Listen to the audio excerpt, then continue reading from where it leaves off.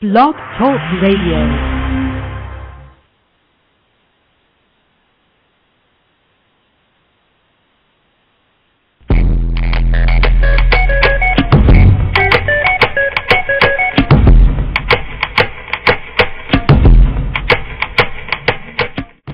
I did want to throw a question out, though. Dr. Muhammad, a.k.a. SynQ, when you were here last week, you said that you felt you were still working on, I guess, detoxing, if I can use that term, the confusion from having belly warmed with a white person. Have you had any further insights on that? And anybody else that's on the line, if you have a similar experience, if you feel like it was a confusion experience and you're still having to work on that, if you'd like to share, I'd be interested in hearing that. Well, I still have to think more about that process and how that's working. But because now that I know I said that at that time, but after I had more done more thinking about it, because after I got off your program that day, I started reflecting, and I think it goes a lot further. It wasn't just it's not just a detoxing based on what I had going with her. Because after I got off the show, I started reflecting, and I looked at all of the contacts that I've had with white females. I mean, from age 5 all the way up into the 30s, and it's been a lot. There's been a lot. I guess you could say there was a lot of belly warming going on in there too. So it looks like I've probably been confused for a pretty long time. So come on with the cowbell. So that detoxing is a very lengthy process, and I think it's related. It's very tied into the television. It's tied into the television. It's tied into the movies. Growing up, I was just constantly bombarded with white females. After I got off your show and I started reflecting, I thought about the very first white female that I had. I was infatuated with, and it was Shirley Temple. I remember watching the little when I was like 5 years old, and I'd watch her shows, little movies with her singing and all that kind of stuff. And I think, man, she's the same age as me. I want to meet her, and find out that she was older than my mother when I was watching her on television. Come on with the cowbell. Context of white supremacy. Gus T Renegade, Justice, in for another program to share constructive information on racism, white supremacy, what it is, and how it works. Thank you, everyone, for tuning in to the program. Before we get started, we already have 2 Dr. Welsing moments. The folks who are credited with recording that song, Baby, black male named Baby. I guess that's his stage name. Baby, not a man, Baby. And they are doing a song, What Happened to That Boy? Not a man, boy. In a song that seems to be about non-white people being in conflict with other non-white people, specifically black people being in conflict with other black people. Getting started with the program, I guess before we do, anyone tuning into the broadcast, there are 2 books that are scrolling by if you're listening at Blog Talk Radio. One of them is Colonialism and Homosexuality. I'll just let the title stand. The author, he's in Australia. I've been in contact with him Australia is one of the countries I can call. So I'm trying to get the author of that book on the program. I'd like to book the prep, Colonialism and Homosexuality. That's one. The other book, the author is Nigerian. That it is a biography of Fela Kuti. And anyone who saw the recent photo of Beyonce, she said that she was inspired by the life and times of Fela Kuti, and I thought it would be great to get an author who's actually from the same area of the world on the show. So he'll be on the program live from Nigeria in a couple weeks. Either of those books, if you could snag them from my wish list, that would be great. And it is apropos that I can begin by making a request for something that I need that I think would be constructive, because our guest for the evening, he played a big part in the C.O.W.S remaining on the air past August 5th of 2010. He called into a program and just asked, why is the program going off? And I explained it was because I did not have a computer. And he said, just ask. That's not a whole lot of money. I think, people will support. Just ask for what you need. And he signed up immediately and invested $100 on the spot. And just the fact that he called in and asked about why the program was potentially going off the air and what he could do to help. Just from that day, within the next 24 hours, I had about $300 in cash. And within the next 60 days, I had about $3,000 just from him calling in and asking what a victim needs help to do something constructive against racism. What can I do to help? So for better or for worse, you played a big part in the program remaining on the air, and always good to hear from him. He operates his own blog against racism, white supremacy. The address, counter-racismnow.com. Again, it's counter-racismnow.com. And he also has his own page at YouTube. It's linked, SynQ at YouTube. Just that's the username. It's linked if you're here at Blog Talk Radio. You can just click SynQ, and it'll take you right to his webpage. We're privileged to have him with us. His third visit, known as SynQ, and I guess formally, Dr. Khalif Muhammad. Dr. Muhammad, are you with us, sir? Yes, sir, I'm here. Greetings. Outstanding. Good to hear from you. If you could speak up a little bit, that would be helpful. Testing. Can you hear me now?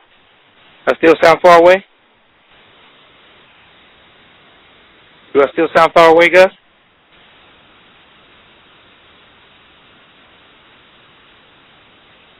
I hit my own line. I'm sorry. You sound great now. We can hear you clear. Oh, okay, good. All right. Okay. Man, that was a nice introduction, sir. I appreciate that. I don't know if I'm even qualified to speak on Katie after I've been so indoctrinated with white women. As we all have. I certainly do not believe you are alone in that boat. I'm in that same boat, sir. I think that's racism, white supremacy. I think Tater Pie, she has been cranking out counter-racist videos left and right, and she did a program. She did a video on white identification, and she was showing a clip of Samuel L. Jackson in Jackie Brown. When he's at the bar, he's talking about the white girl that he's having sex with, and she says that he's basically saying she's not that attractive, she's old, she complains a lot, but she's white. That's basically what he says. And she spliced from that into Baywatch, and it was really powerful, just showing how we've all just been, drowning in these images of worshiping racist man and racist woman and the impact that has on our thinking. So, yeah, I think BGQ, man, we're all qualified to speak about, what white people have done to us. Okay. Now, what is her name? You said Tater Pie? Who are you referencing? Tater Pie, yes, that's her handle. Yes, she. If you click, the link is on the show page. It says Cal's YouTube page in parentheses. It'll take you there, and I think she's done like 50 videos. She has been just cranking them out, but she has them on all sorts of topics. You might even hear yourself sound in there somewhere. Excellent. Okay, I would check that out. Yeah, interesting you brought up the Baywatch because that's the Baywatch scene that you're talking about is the one where the woman is running down the beach in slow motion with the ready to go save them. That's pretty much every program. It's just white people, racist men and women. I would say suspect, but I'm very. I can just stand on what I've been saying. I believe all white people, so I can just be clean. White people that I believe are most likely racist. Out that are on the beach and wearing very little clothing, and it's made to be very sexual to get you to be sexually aroused by a racist man and racist woman. Got it. Okay, because when you said that, it made me think about the first time I saw that, which was in a movie called 10, which was it came out in the 70s, and that was Bo Derek, and everybody was like, "Ooh, Bo Derek, she's," what do they call it? I think every year they come out with the most beautiful woman of the year or whatever, and anyway. That constant bombardment of white women is it's a very terrible circumstance. Moving on. When I was talking, what I was thinking about, the one thing I wanted to correct is I heard the whole broadcast with the individual that adopted the white child that adopted Katie, Mr. Ryder. That's his name? Riding, yes, sir. Mr. Riding, yeah. I was incorrect because I think I had said before the other night on your broadcast in the chat, I had said that it appeared that he was not aware that she was deliberately not discussing race. And when I reheard the broadcast, I heard him mention it, that he did believe that she was consciously aware of her white, of being a white person, and although he didn't use the word intentionally, it did sound like he was saying that he was aware of her intentionally not speaking on the subject because he said it made her feel uncomfortable. That's what it was. And we all know already. I mean, those of us who've been into the code for some time, we know that a lot of times when non-white people and white people speak on race issues, white people get angry or uncomfortable, and non-white people get embarrassed. So he was right on time with that, really. So I was incorrect with what I said. From what you heard in the broadcast, based on his statements and what he had to say, did his commentary suggest that he suspected she was practicing racism by making a decision that seems like it's conscious to not talk about race, to not acknowledge it? That was a pretty long question, sir. Let me I can see if I can shorten it. Can you hold 1 second? Just hold 1 second for me. Yes, sir. Mm-hmm. Context of White Supremacy. We'll be back tomorrow. That would be Monday. Today's date is Sunday, February 27th. We will be back on Monday, February 28th. Minister Livingston. Use Facebook as a weapon. Someone posted one of his essays on white supremacy on my Facebook page yesterday, and I was able to find his contact information, and he said he was cool with coming on the program to discuss white supremacy. So that'll be Monday, February 28th at 10 p.m. Eastern, 9 p.m. Central, and 7 p.m. Pacific. And, for folks out there who are listening, Tater Pie has done fantastic videos. You can check them out. Just click the link on the show page, and you should be able to view her material. She is, she has been all-star counter-racist with the videos. Excellent job. Super appreciate all of her hard effort. So I want to make sure I remember my question. Oh, he's back. Groovy. I'm going to see if I can condense my question. From what you heard of the program, did Mr. Riding's commentary suggest that he thought Katie could have been practicing racism by choosing to not talk about race? Well, that part, no. It appeared to me that he might have been slightly confused about what racism is, because I heard him refer to it as meaning hate. Someone who hates. And I mean, that's understandable. I mean, because we have the racists or the white supremacists are out there working, on a day-to-day basis in all places and at all times to keep us confused about what racism is, and they usually try to confuse us to make us believe that it means hate. So I did not get that part from him,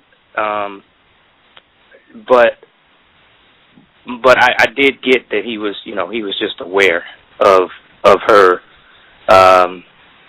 He could see that she was deliberately not discussing race issues. And I mean, some of us have said that in our discussions with white people on the subject of race, a lot of them do that. They deliberately withhold information. And I'm not saying that she was doing that intentionally because she's 10 years old, but I mean she could be. I guess I'd have to deal with some more white 10-year-olds to be able to really come at that. But what am I trying to say here, sir? I'm trying to say that she could very well have been doing it deliberately. I know she was doing it deliberately. I know that he knows she was doing it deliberately, but I don't know if he knows that her doing it was considered to be a racist act, is what I'm saying. And from my point of view, without questioning her some more, I don't know if she was deliberately doing it to mistreat him. I just don't know if she was doing it to mistreat him. I know that she was deliberately withholding information, but I guess I'd need further investigation to know if it was mistreatment, because that to me is what makes a white person a racist, is that they are mistreating a person on the basis of color. I actually have a clip where he's kind of discussing some of this for folks who maybe, if you didn't hear this episode, just to kind of refresh everyone, and then I want to have a question to follow up. But this program is from 2009, October 2009, here at Blog Talk Radio. It's linked in the description for this program. You can just click Mark Riding's name, and it'll take you to the broadcast. He was in Newsweek. He's been on NPR. White people have, paid quite a bit of attention to this story for a lot of reasons. But this is the clip from October 2009. I'm just very curious. How old is Katie at this point? She just turned 10, last month. Okay. Have you had, I guess, discussions with her about your experiences, and have you talked with her in any way about racism? That is so tricky, and my wife and I are really struggling with how we're going to make this work. As I said before, my mother-in-law is not going to. She really is believing in her situation, and she's arrogant about her love. She's exceptionally confident that her love is going to conquer all, and race is not going to play a role in this situation. It doesn't matter. And her political views may be very different, but her personal love is different than everybody else's. And so we have been, my wife and I have been discussing, we don't know how we're going to, we've been trying to pepper it in quietly. We've been trying to slip it in gently because we don't want to make it a huge deal, because this is something we're going to live with for the rest of our lives, as long as she's a part of our lives, and that's forever. This is our child. So we've been trying to figure out ways of how we're going to introduce this conversation. We don't want it to be this uncomfortable thing that feels like a gigantic elephant in the room sucking out all the air when it comes up. We want it to be something we can organically discuss, but it's such a challenge, and we don't know. We're not experts in this field to be able to determine what's going to affect her later and what's not, and how it's addressed is going, and that kind of thing. And on top of that, she is exceptionally conscious of race, but she doesn't. She never talks about it. Never, ever talks about it. In fact, if you were to ask her what race her teacher is, she'll say, "I don't know." And she knows. We're not concerned that her perceptions are off. She does know the race of her teacher. She does know the race of her friends and so forth. But she doesn't want to talk about it. She doesn't want to. She won't say the words. If we say, she says, "My little friend such and such came over the other day," and we happen to ask her, is she white or what have you, she will say, "I don't know." But of course she does know. And so that's another layer of the challenges is clearly there's some kind of discomfort there with her discussing race. And so we don't want to introduce racial discussions, and we certainly don't want to talk about experiences that we had that were negative in regards to her and race, because we don't want to add that to her plate. She's already got a complex thing going on. She, lives with us instead of her own parents. She has birth siblings that she does not live with, and she sees from time to time. And so she's fully aware of her situation, and of course that has to weigh heavily on someone who's 10 years old. Just in that, if she was living with a white family and she had siblings that she only saw from time to time, that would weigh heavily on your self-esteem and your psyche on how you're dealing with who you are as a person. Now, add the layer that you're living with a black family, and that's just got to add to it. So we're careful and we're thoughtful, and we just have not figured out the answer yet. We're working on it. We pepper in a few comments here and there, and we're trying to make it an organic thing, but it's a challenge. Wow. I'm curious. You said that she is very conscious of race. How do you know that she's very conscious, even if it's something that you sense that she's not comfortable talking about? Well, because she's exceptionally perceptive, and so she's very bright and perceptive, and there's no way that she's not conscious of the race. And when I say very conscious, I don't mean to add the qualifier to conscious. I should just say she is conscious. I mean, there's no way she doesn't know. She knows what race her teacher is, and that we ask her what race her teacher is and she won't tell us. That leads us to believe that she has some discomfort there discussing race with us. That she's not comfortable discussing race with us. And perhaps if a white person asked her what race her teacher was, she might be more willing. We don't know that. And then there was a little incident when she was very young. My wife was pregnant. She was about 4. She was 4. My wife was pregnant, and she loved, to touch my wife's pregnant belly, and she talked to us about the baby all the time. And one day, out of the blue, she just said, "Is the baby going to be a white baby, or is she going to be a brown baby like you guys?" And we said, "Well, because both of her parents are brown, the baby's probably going to be a brown baby like us." And we didn't hear from Katie for the rest of the day. She went and hid under her blanket. Wow. And didn't talk to anybody the rest of the day. Wow. And we have suspected since then that, she has been living with us for a little while, and she's saying, I need some white people around here. Even the new baby's going to be black. Everybody's got to be black, even the baby. Can somebody around here look like me? Wow. We projected that on her since then, but she hasn't confirmed that. In fact, we told her story today. We were talking. We all went out to breakfast this morning, and we were talking on the way back, in the car on the way back, and we brought that story up today, and she chuckled about the story. She remembers it happening, but she didn't say anything. Like, she didn't add to the story, and she'd say, "Here's what I was thinking," or anything. She just remembers the story. She laughed along with us, and that was it. So, again, those kind of indicators are letting us know that there's some discomfort about race, and she doesn't really want to join in the conversation about race. But of course she's conscious. She knows. There's no way she doesn't know. And so that makes it even harder for us to figure out how we're going to talk to her about things. And well, I personally don't want to wait for an incident. I'm concerned that she gets to middle school and runs into some cruel person that wants to make fun of her and says out loud, really, really clearly out loud, that that's what's wrong with you now because you live with those black people. I don't want that to be the thing that triggers our conversation about race.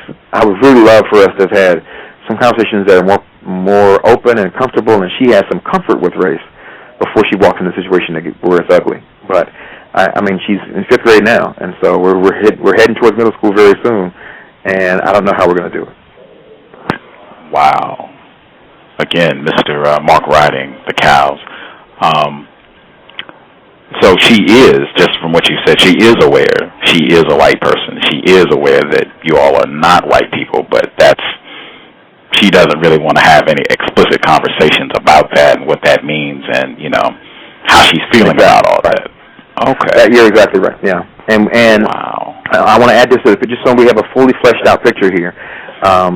She spares no word in any other subject on the planet. You could ask her about anything else, and she will. She tells the most boring 10-year-old girl stories, and if anybody knows 10-year-old girls, their stories don't have to have a purpose. They just tell the story. And then I walked off the bus, and the grass was green out there, and I couldn't believe how green the grass was. And that, 10-year-olds would just talk, and just to hear their heads rattle. So she's not averse to talking. She's not averse to our family. She loves us to death. She would rather spend time with us than anybody else in the world. She cries when she can't come over and hang out at our house because my kids are here and she plays with the kids and she likes hanging out. We do crafts together and we go to the park and stuff. So she loves hanging out with us. She adores us. She sees us as secondary parents, and she prefers to play with my kids than to be at home. Of course, well, she's by herself, so that's it's either by yourself or with some other kids, I guess. They could be Martians. But the point is that I just want to flesh out the picture that she does love us, and it's pretty clear that she loves us, that she is loving and affectionate. She hugs us. She talks to us. She calls us. She wants to be part of birthdays. My daughter got sick. She sent a box over with some toys and some homemade picture books that she had drawn for my daughter when she got sick. There is no lacking of love between us, but there is no discussion about race. Wow.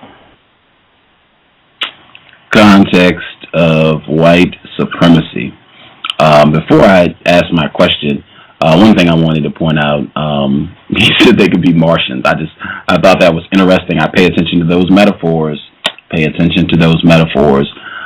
They do say third world when talking about, Africa, other places that have large concentrations of non-white people. Thought that was interesting. My question for Dr. Muhammad, little Katie, who was, I believe, 10 at the time of this interview, who is strikingly similar to Shirley Temple, her conduct, from what he described, does her conduct match the typical behavior patterns that you are familiar with regarding racist man and racist woman? Yes, it does. It does. What I guess the part that keeps me confused is the part that she's a child. So I guess the thing that what I have to come to grips with, I guess, is to recognize that even a white child can be that smart and that that intelligent. Yeah, well, I guess it mean the same thing, but what it appears to me, I guess, the way it makes sense to me is that she would be coached, perhaps in discussions with with other white folks, with other white people who who have been practicing racism for extremely longer periods of time than her. And they're passing on information to her. That's the way it was making sense to me. I still can't imagine how she would just behave in that way without having some kind of contact with someone that's been practicing racism for a very long time. Wow. I'm reminded of the introduction where you were talking about television. Television starts early, and I believe it was Kwame Ture. I could be incorrect, but I think it was Kwame Ture. He said that having a television in your house is like having a white person living with you.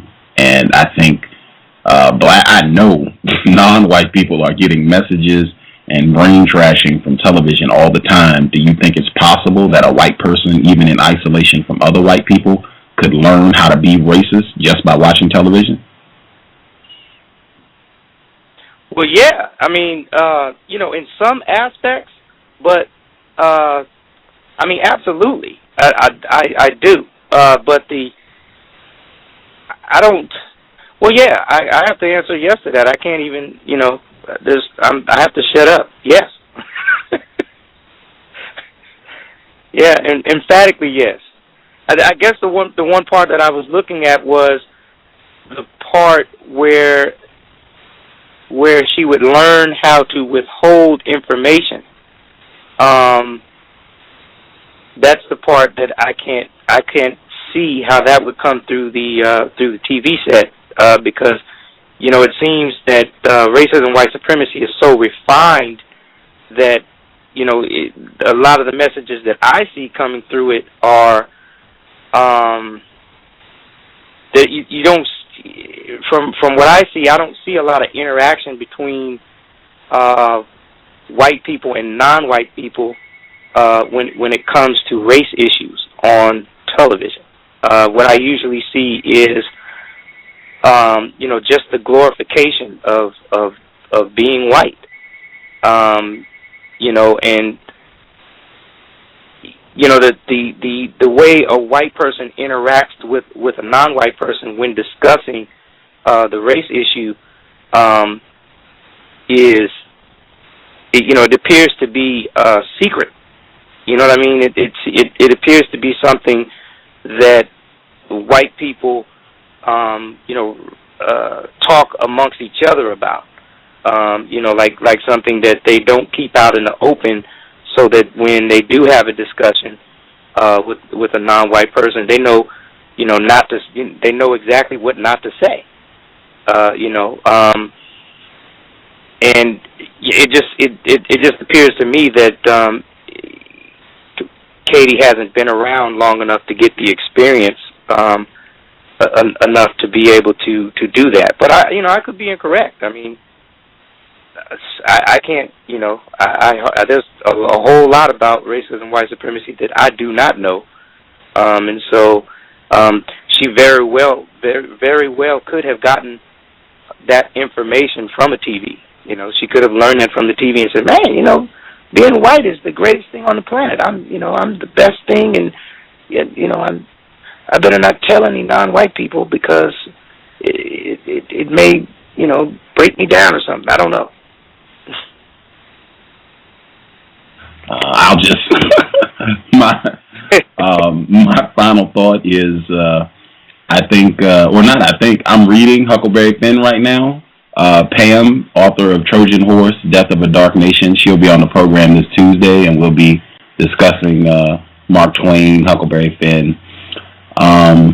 There are tons of examples of exactly this.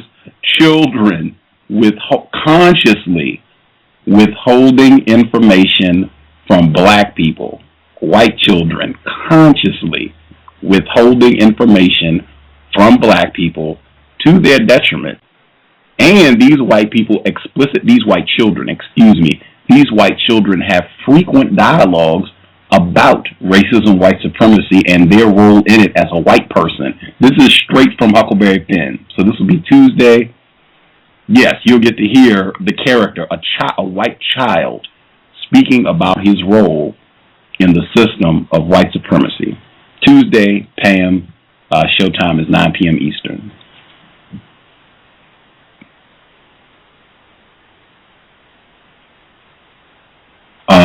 Let's see. Did you have any other thoughts on what I guess, what you heard in the program with Mark Riding and Katie, or just that situation in general? Did you have any other thoughts, or we can transition to Mr. Williams and encountering racism on the job? Hey, can I just call you in my cell phone? Gus? Yes, sir. I gotta ask you to hold again, sir. Oh, no worries. Okay, I'm sorry about this. No worries. Let's see. I'm going to take a quick commercial break. That way I can clear my throat and give Dr. Muhammad a brief second to get things together. We'll be right back, and we'll discuss Mr. Edward Williams, his book, as well as Mr. Neely Fuller Jr.'s new book, Word Guide on Racism, White Supremacy, all on the other side of the commercial context of white supremacy. Is racism hurting you? On issues of race, are you unable to speak, think, and act with clarity and confidence? Are you tired of laughing when nothing is funny, smiling when you are not happy, agreeing when you really disagree?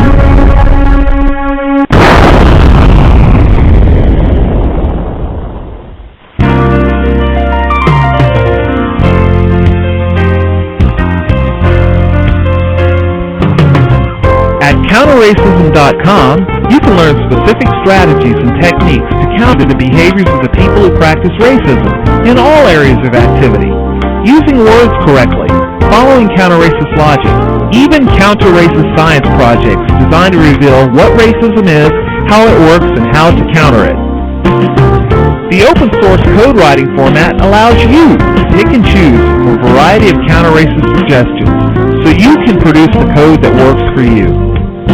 Stop by counterracism.com today and help replace racism with justice. That's counter-racism.com.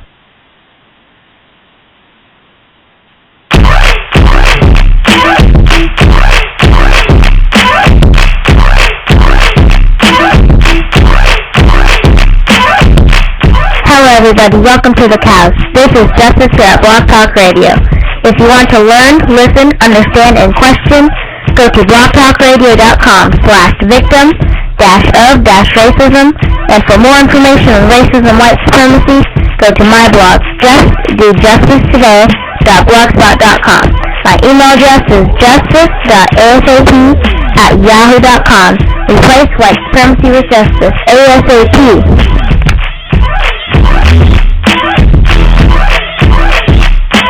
Just saying just buckets and buckets of work.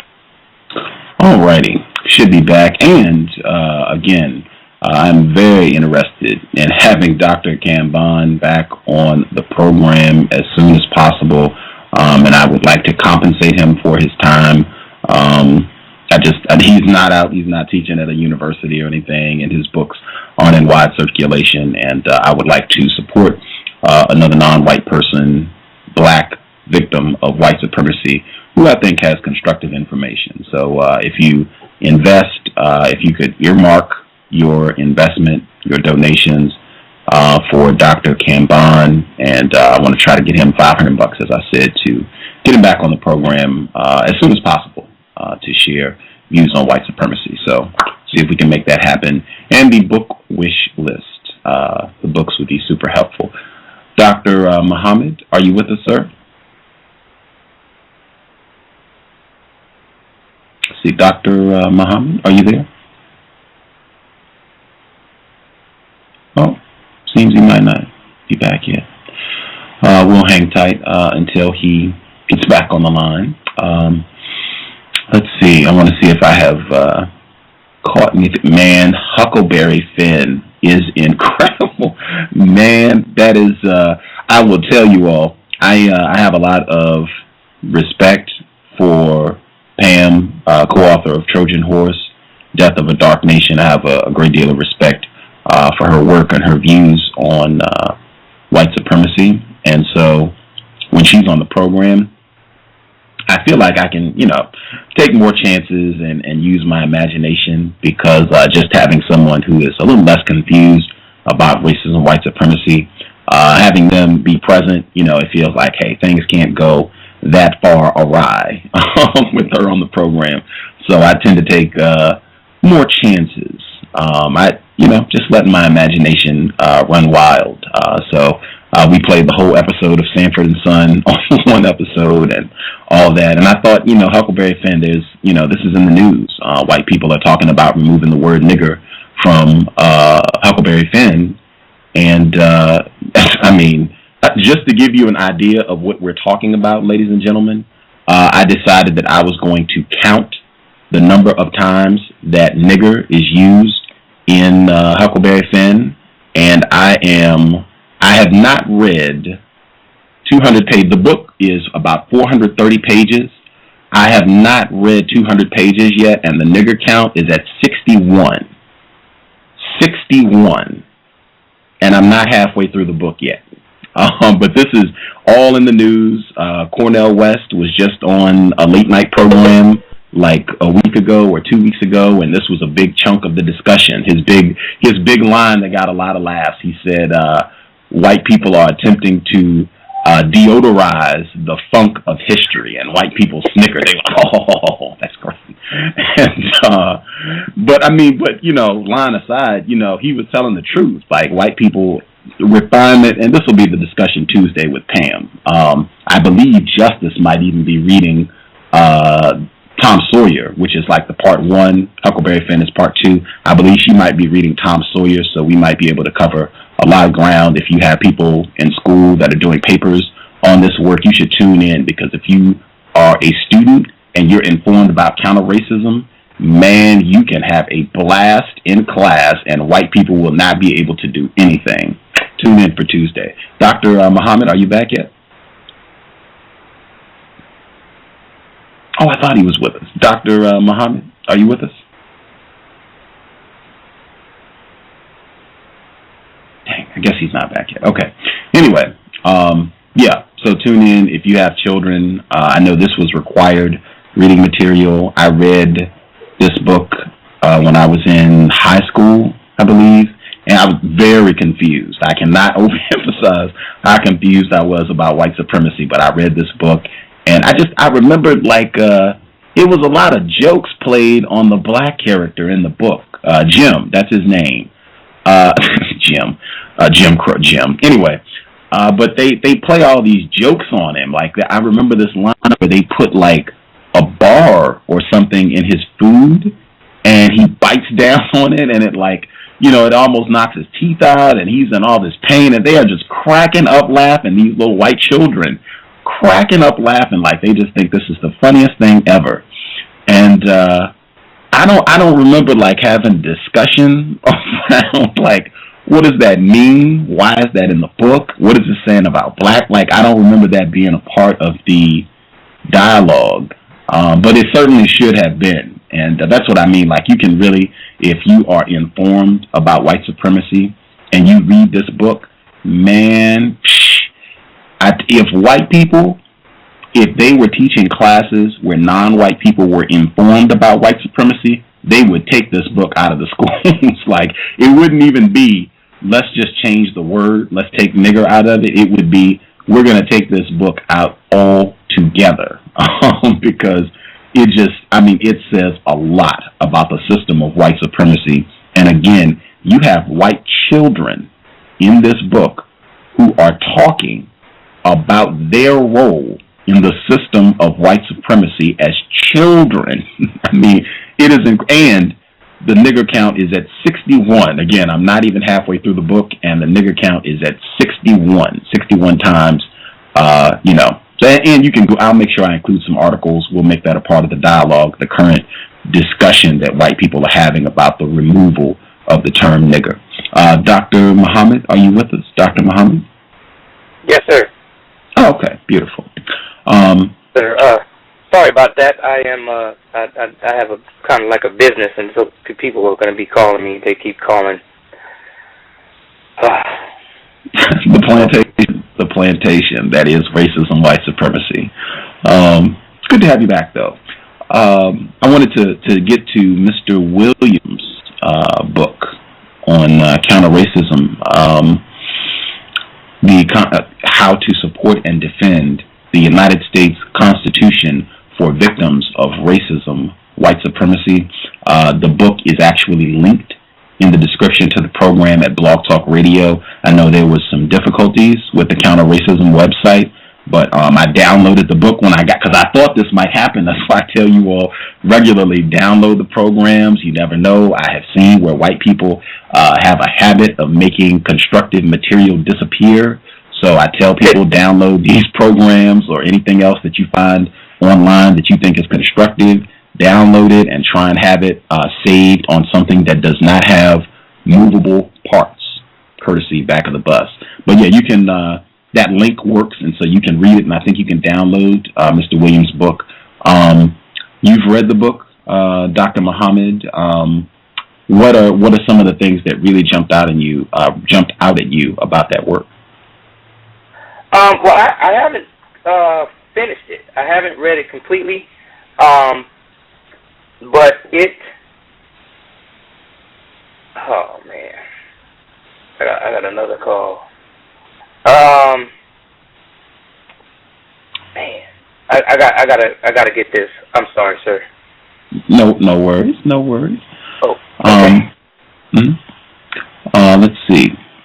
Mr. Williams was actually a guest on the program in January of 2011. He was a guest twice, and actually he was a guest with Pam this month as well.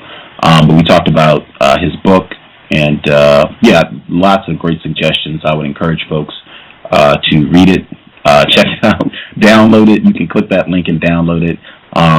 A lot of great suggestions, tips on ways you can minimize conflict with other victims, and just suggestions in terms of how to deal with white people.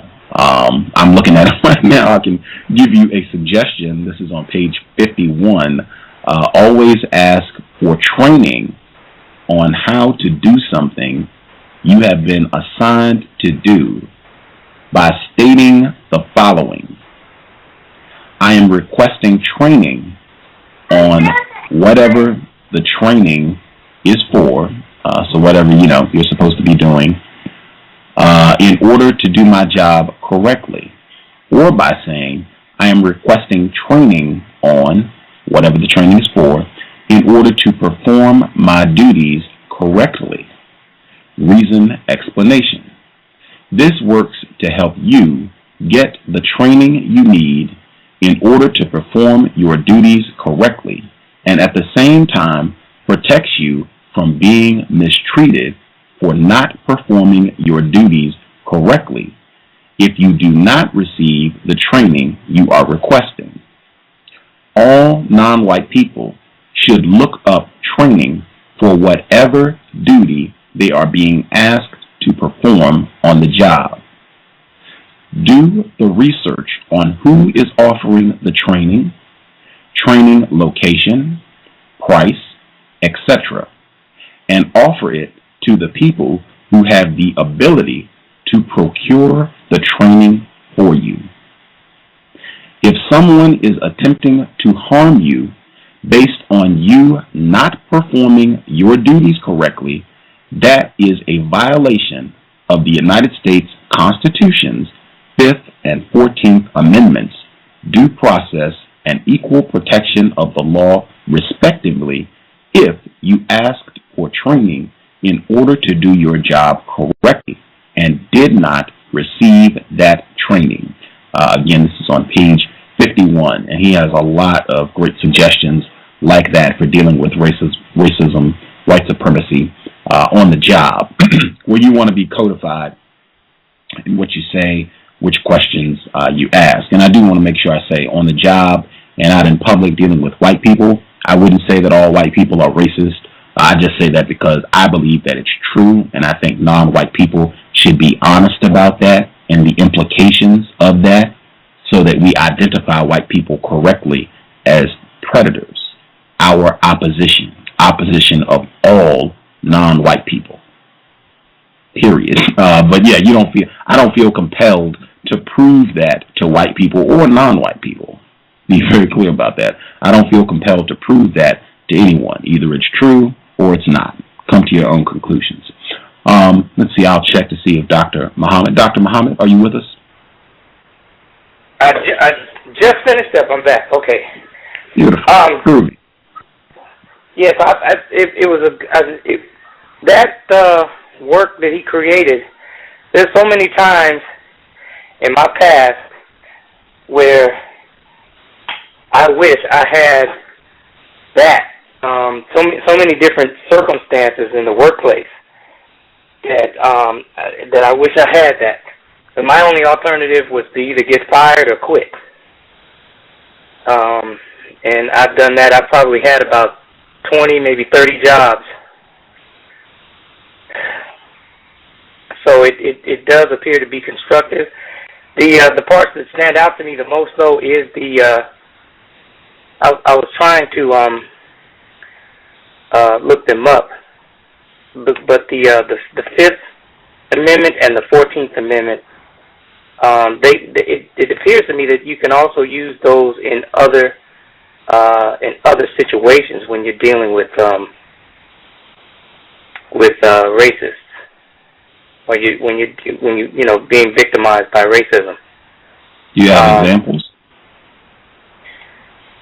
There was another example that Mr. Williams had created. I was trying to find that file too that I had, where he was referring to searches, like if you get pulled over by the enforcement officials, and they try to search you or want to search your vehicle, or if you have reason to believe that anytime when you get pulled over by the enforcement officials, especially if you're a black male, there's going to be a lot of tension. And he was talking about how you could use those, the Fifth and the 14th Amendments, to de-escalate the situation. I can't find the document. But it's a very good document. Be good to have him on again, and maybe he can explain that one too. Always a pleasure to have Mr. Williams on. I'm sure we can make that happen if he has the time. Yes, sir. Wow. Oh, go ahead, sir. I'm sorry.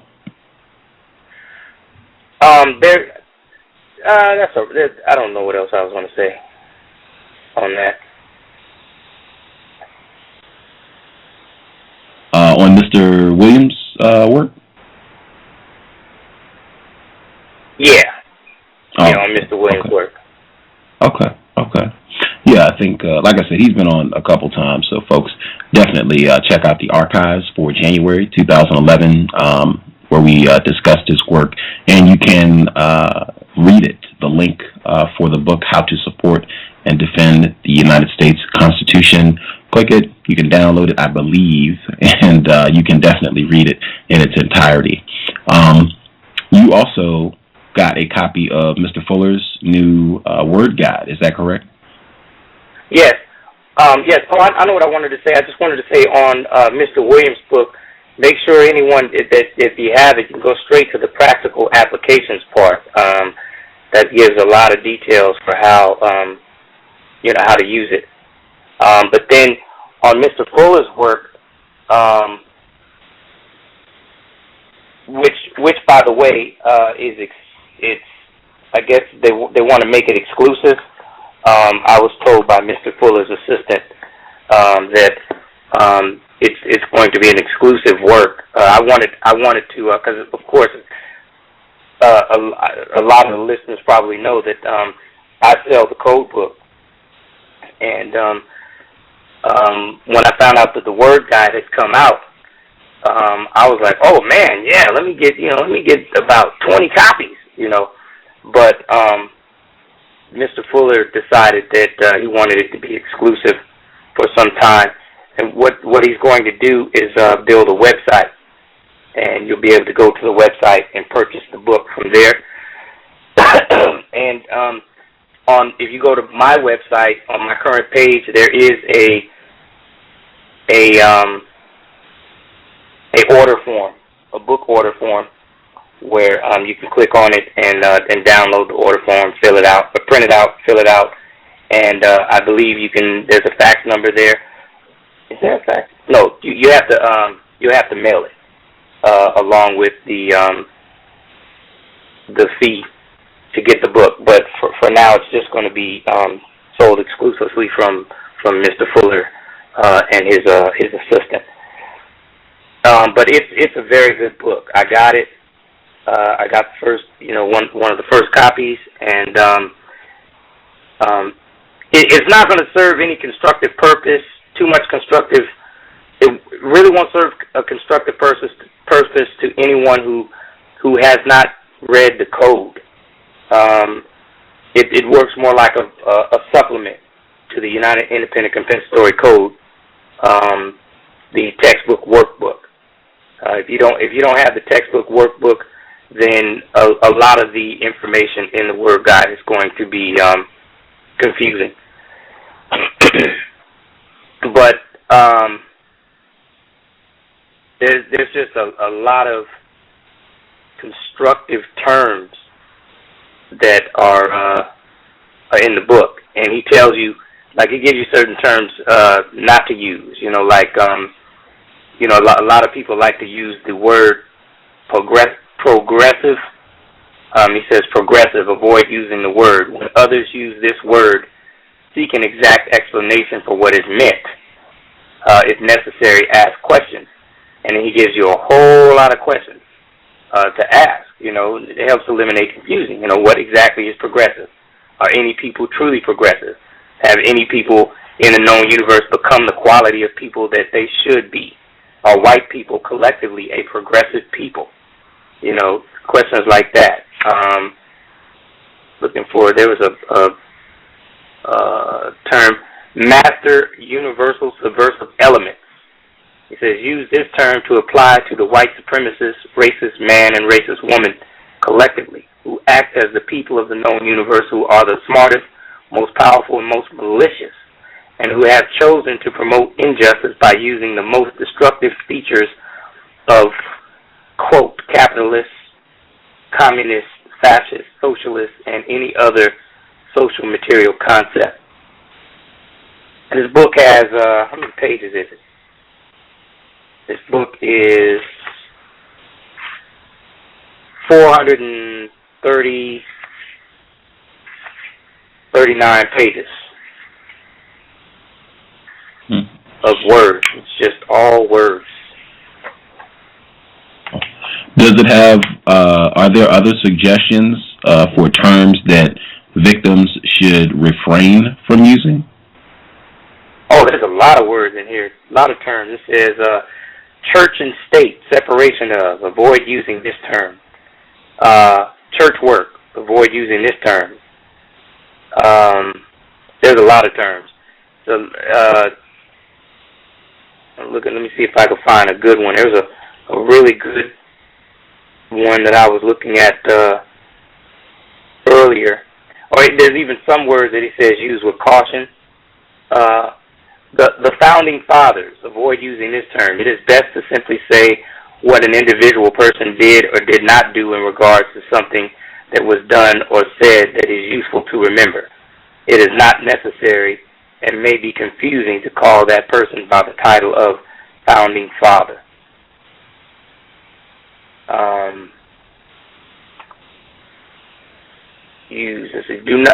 Cream of the crop.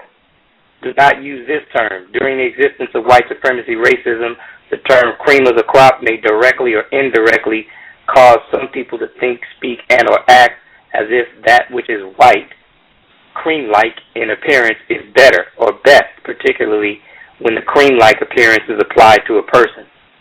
When this happens, such thought, speech, and or action helps to promote ideas and practices that help to support white supremacy. Is fair in there? Fair? Yes, sir.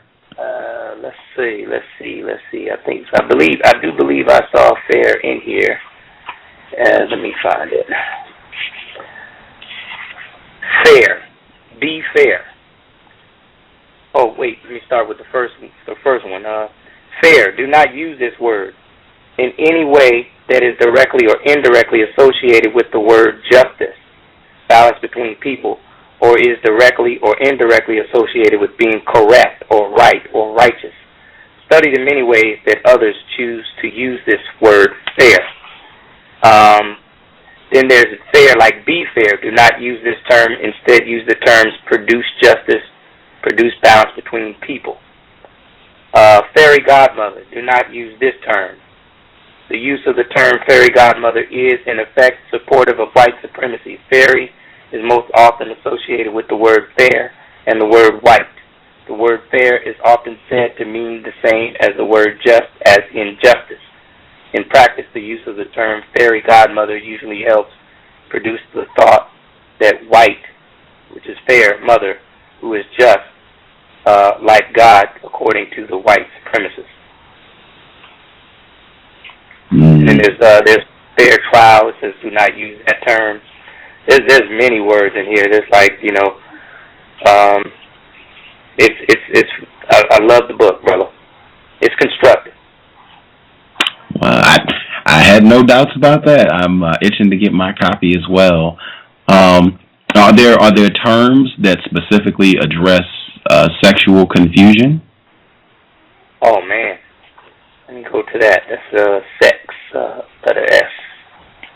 There are a lot of terms that address that. A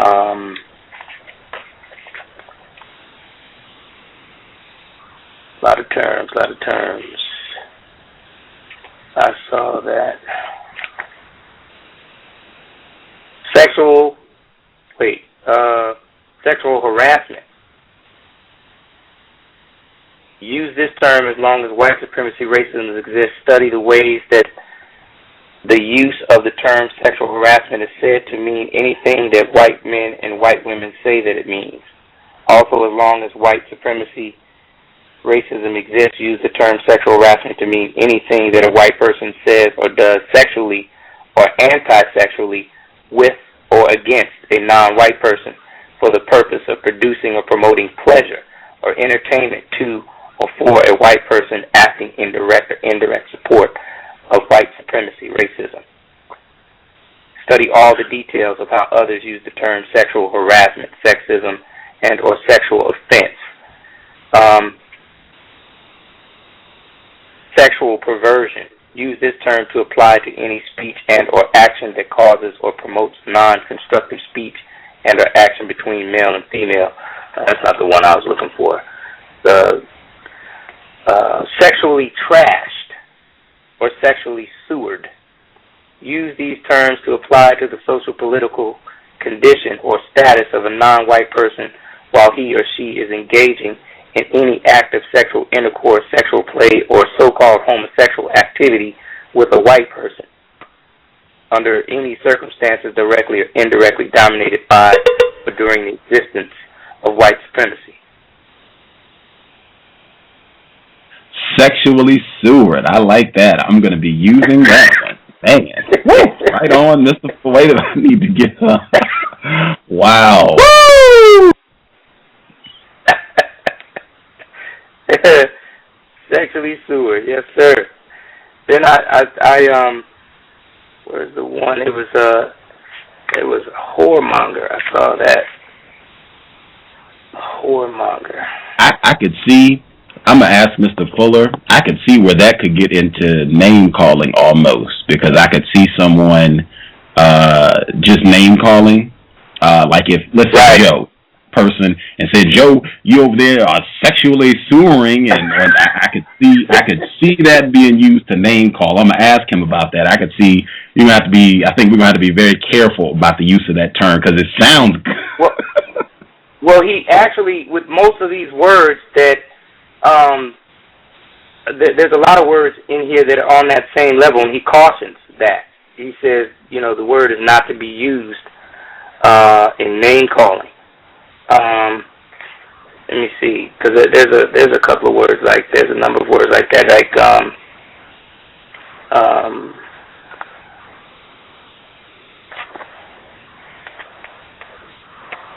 because sexually Seward was not really to be used as a name, but it more describes a behavior. But there's some words in here that are much more direct, like what's a good sullied,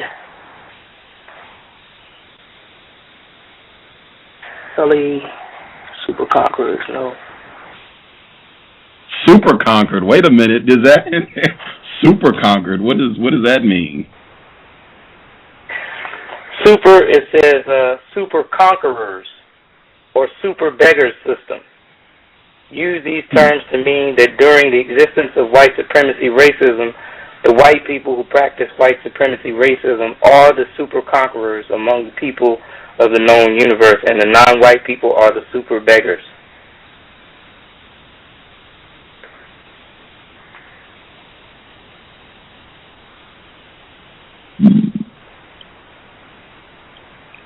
Oh, he's got that too. What you just said? Super conquered? Oh, wow. No, Oh, that's funny. That's funny. It says, good one. Good. It says, Use this sound in the form of an almost quiet humming or umming sound as a way of responding to remarks, statements, whenever you prefer not to express a response of any kind other than a short umming sound. The sound itself should be used to be intentionally meaningless.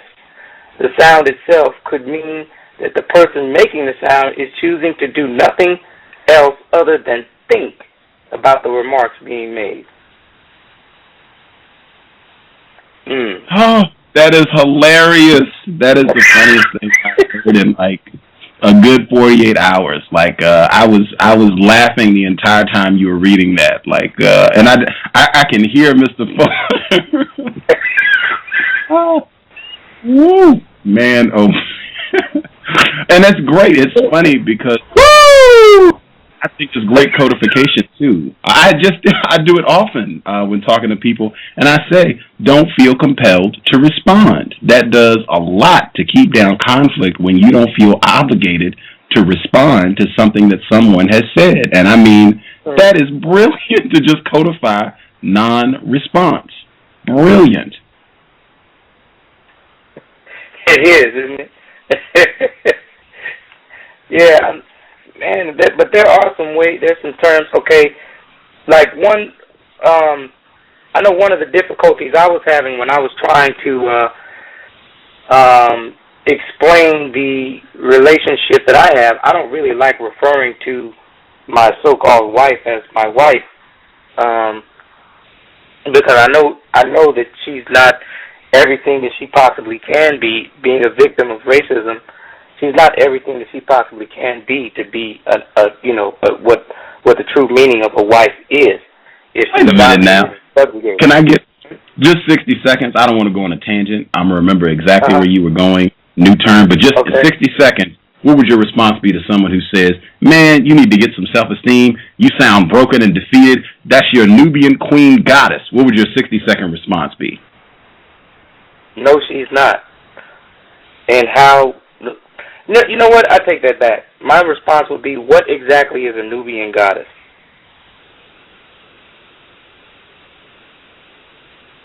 Nice. Don't even need 60 seconds. Okay.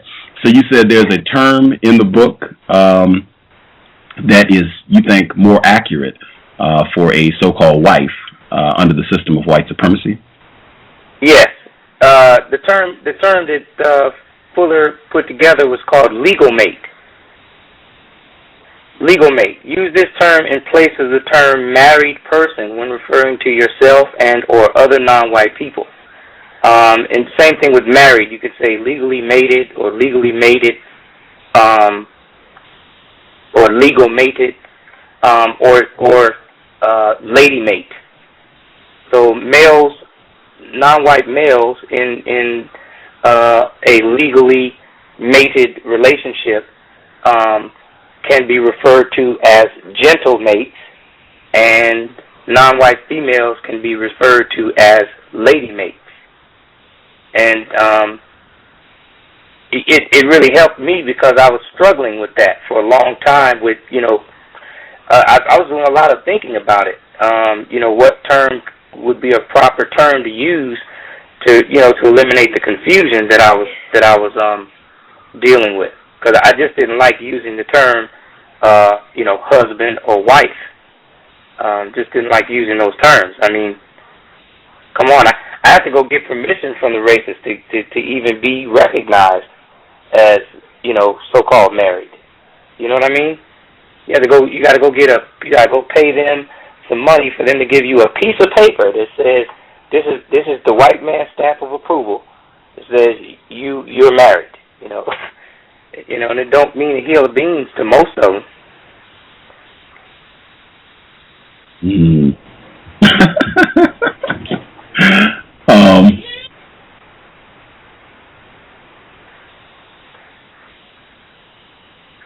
Do you have let's see.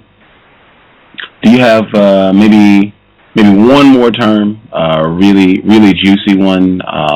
I was thinking sexual confusion, but yeah, let's stick with sexual confusion. Is there another really solid one? Find that. Okay. I thought there was. Let's see.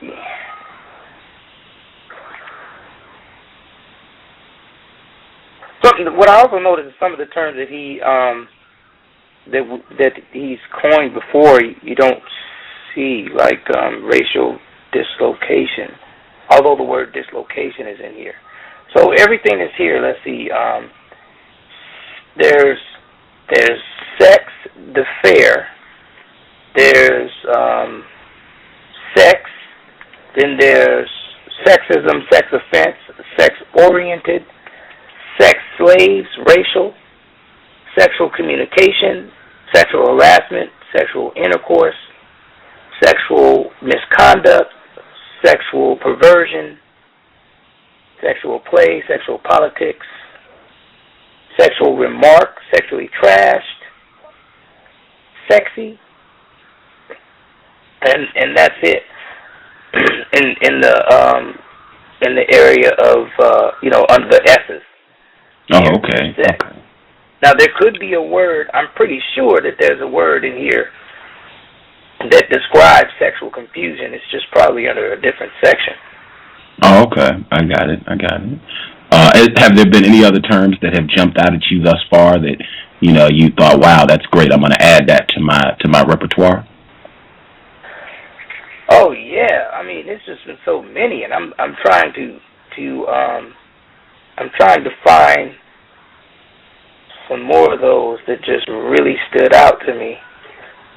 I've been reading it since yesterday, and maybe I have a little stage fright or something. I don't know. Let me see here. Well, whoremonger stood out to me. Whoremonger. It says, use this word to mean the following: a male person who, when choosing to have sexual intercourse with a female person, does not, on each occasion, tell that person about the last occasion that he had sexual intercourse with another person and the reason for doing so.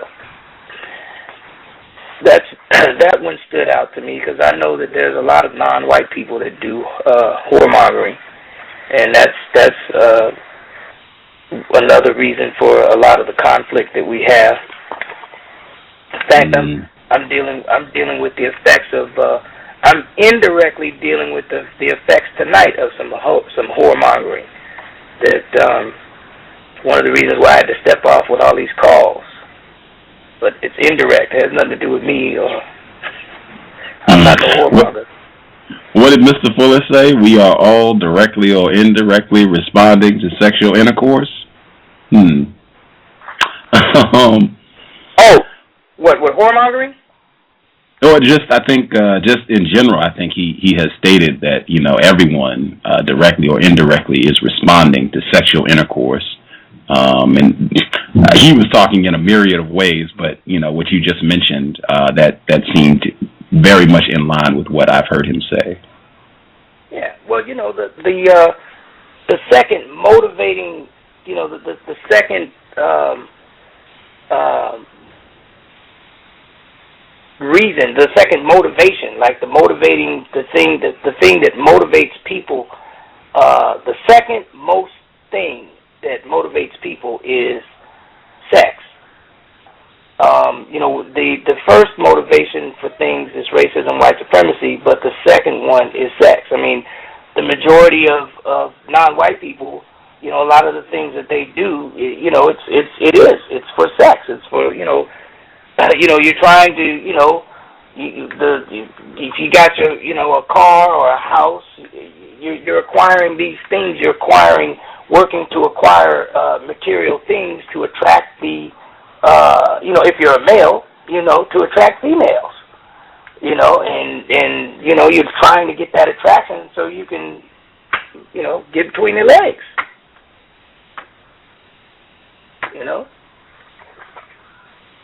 That appears to be the major discussion. Anytime I'm around a group of non-white males, the majority of discussion is either about it's all about entertainment, and it's either about sexual entertainment or it's about sports. Everybody's either talking about how fine some woman is and how can you get in her pants, and or you're talking about the Super Bowl, or you know what I'm saying? Unfortunately, I do. Unfortunately, I do.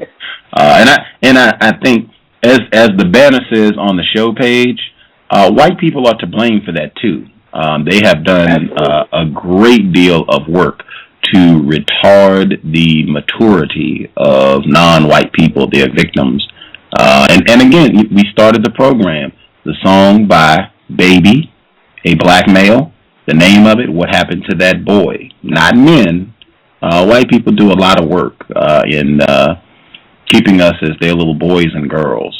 And they revel in that. They really enjoy that about us, that that we're not mature. They really appreciate thinking of us as their little nigger children. I wanted to ask. Before you do, please go ahead. Can I read one more time? Go right ahead.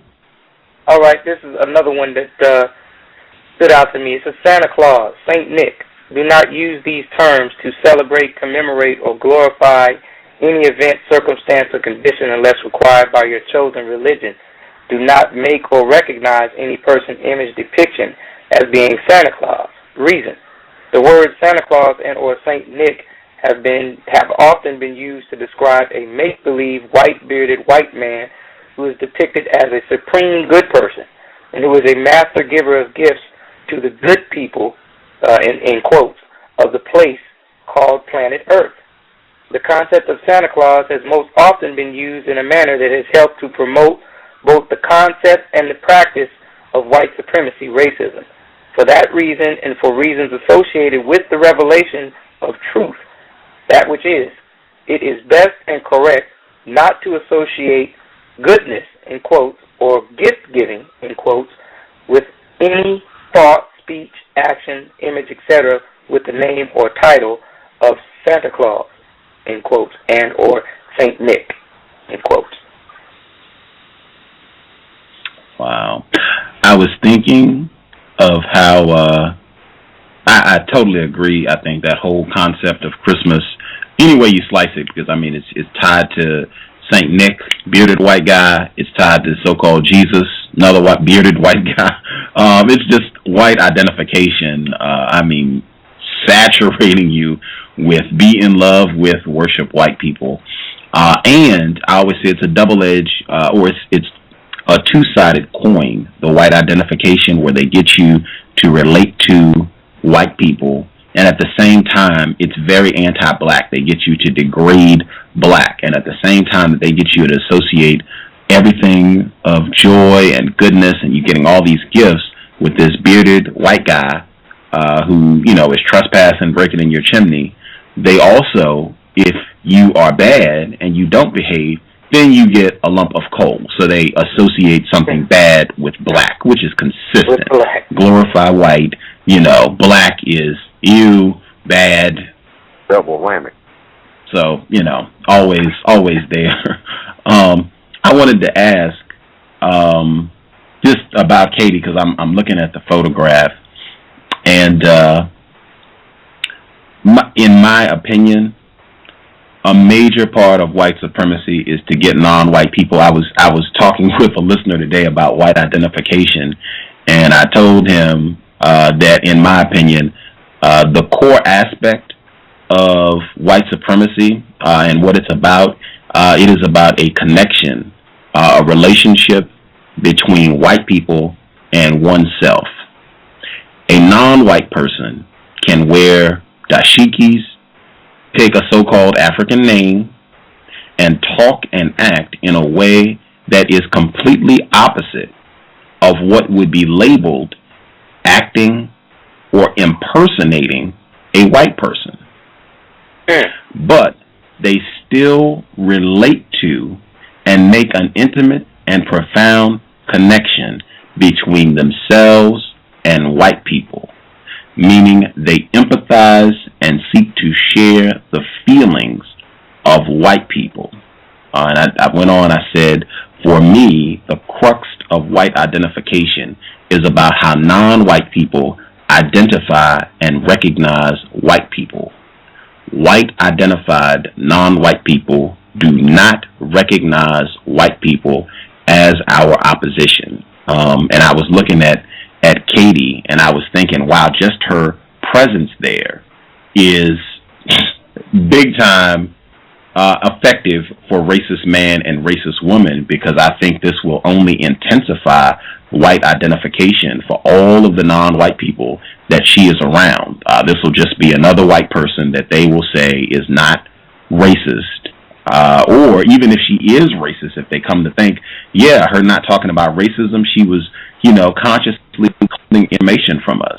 Even if they do come to believe that she's racist, that will be minimized. It will still be that connection, that relationship to that white person, and a failure to recognize that white person as our opposition. I just wanted to get your thoughts on that.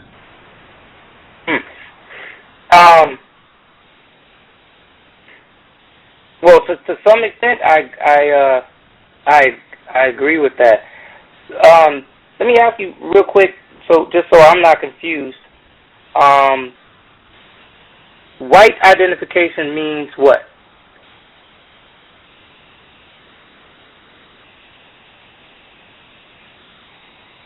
What does white identification mean?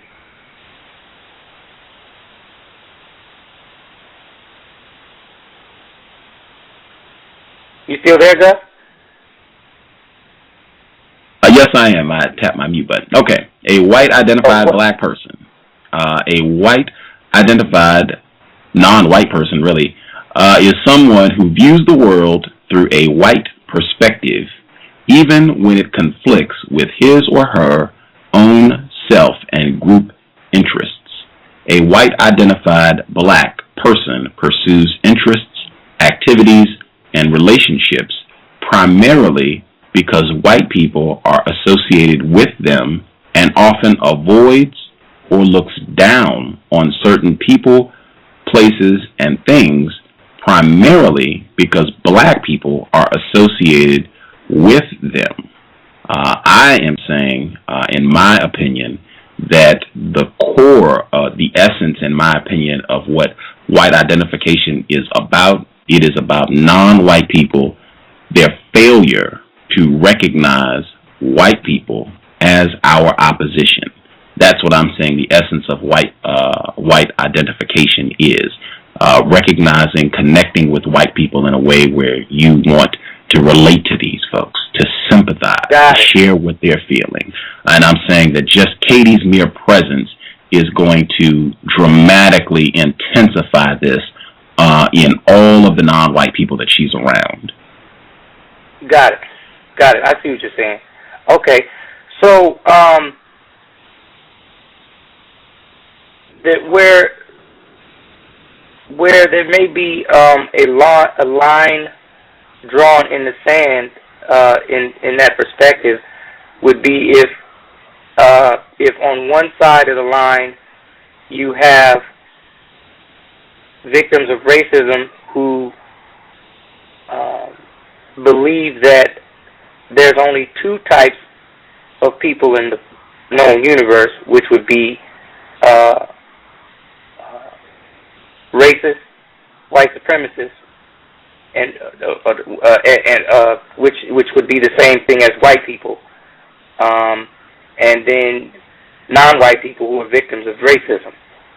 And then on the other side of the line, you have the victim of racism who believes that there's three types of people in the known universe, which is racist, white supremacists, white people, and non-white people.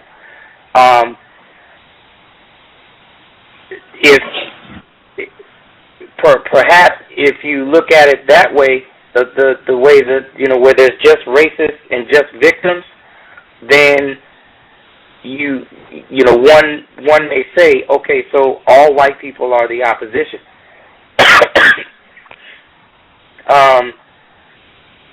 I am on the side where there's three types of people, and so even though I have not found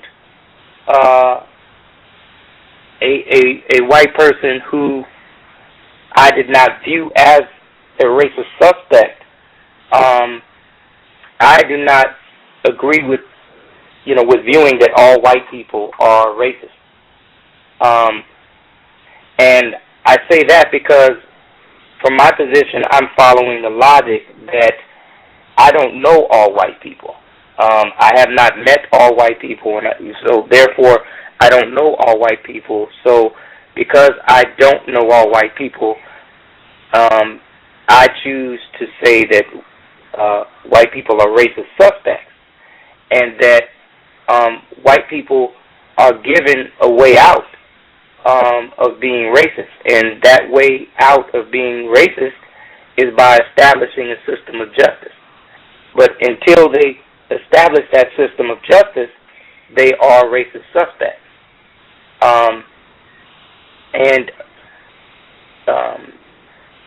If I encounter a racist suspect and that racist suspect has not at that moment mistreated me on the basis of color, I will not view them as the opposition. I will only suspect that they may be the opposition, and so that way I attempt to be prepared for any kind of offensive that they launch against me, because I say, okay, hey, this person's a white person, they're possibly a racist, I know that the code says I'm going to view them as a racist suspect, so let me keep my guard up. So keeping that in mind and then applying it to what you were saying, I guess there are some non-white people that are out there who would empathize, and be white. I mean, really, all of us. I think all of us are white identified. I mean, that definition applies to everyone, because even the quiet as it's kept, a lot of people don't know it, but it was some white people who invented the dashiki. So there's so many things that we take on that we think are, so-called black or, so-called African, and, when you do the real research, you find out that some white folks made that as well. Some two white guys, I have to look it up, I don't remember their names, that invented the dashiki, but, they decided to just catch on to the Black Power movement. And they created that design of that, the dashiki has this one particular design that makes it stand out. And they created that design to just make some money, off the so-called Black Power movement. But as for me, I don't empathize with Katie. I don't empathize with her at all. I see her as a racist suspect, just like anyone else. But I see her more as one that's in training.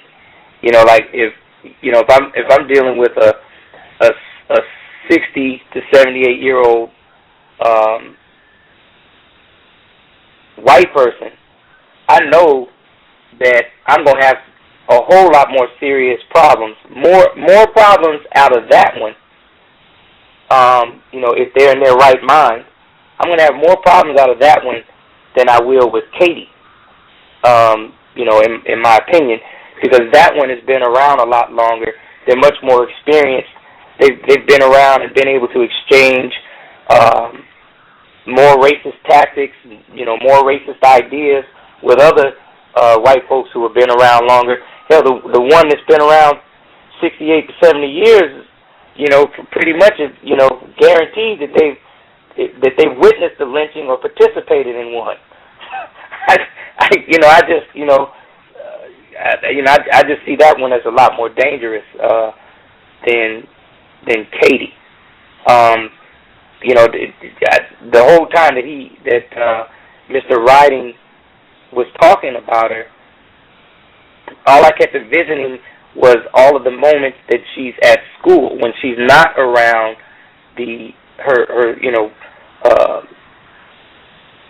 I'll call them, using some terms that I got out of the word guide, her left parents. Because they don't have the power, her powerless parents, because they don't have any power to be parents, especially to her.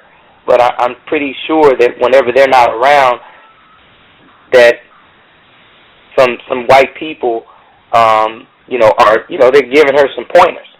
They're talking to her. They're saying, look, this is how you deal with this. This is how you do this. And, she's just being fed, and she'll probably be watched and have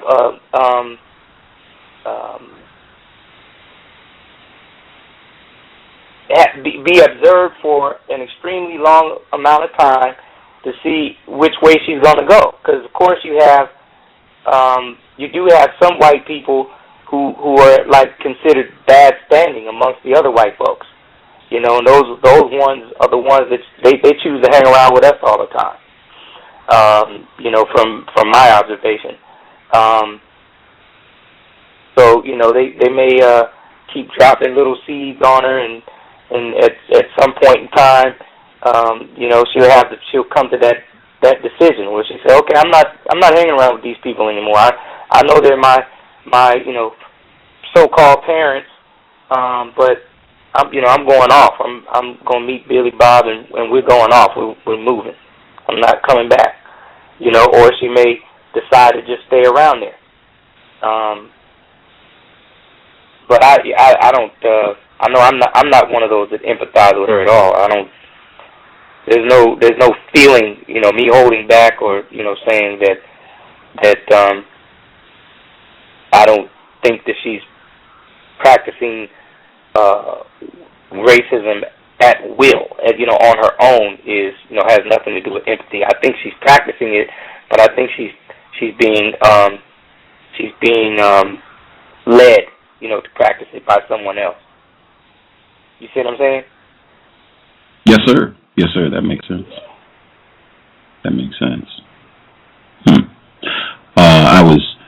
I also was codifying my definition, codified 2, for the non-white people who don't believe that all white people are racist, and one for the non-white people who do think all white people are racist. The one for the first group, a non-white person who fails to suspect a white person or persons of being racist. White identified. That's the first one. Second one is a non-white person who fails to recognize a white person or persons as racist.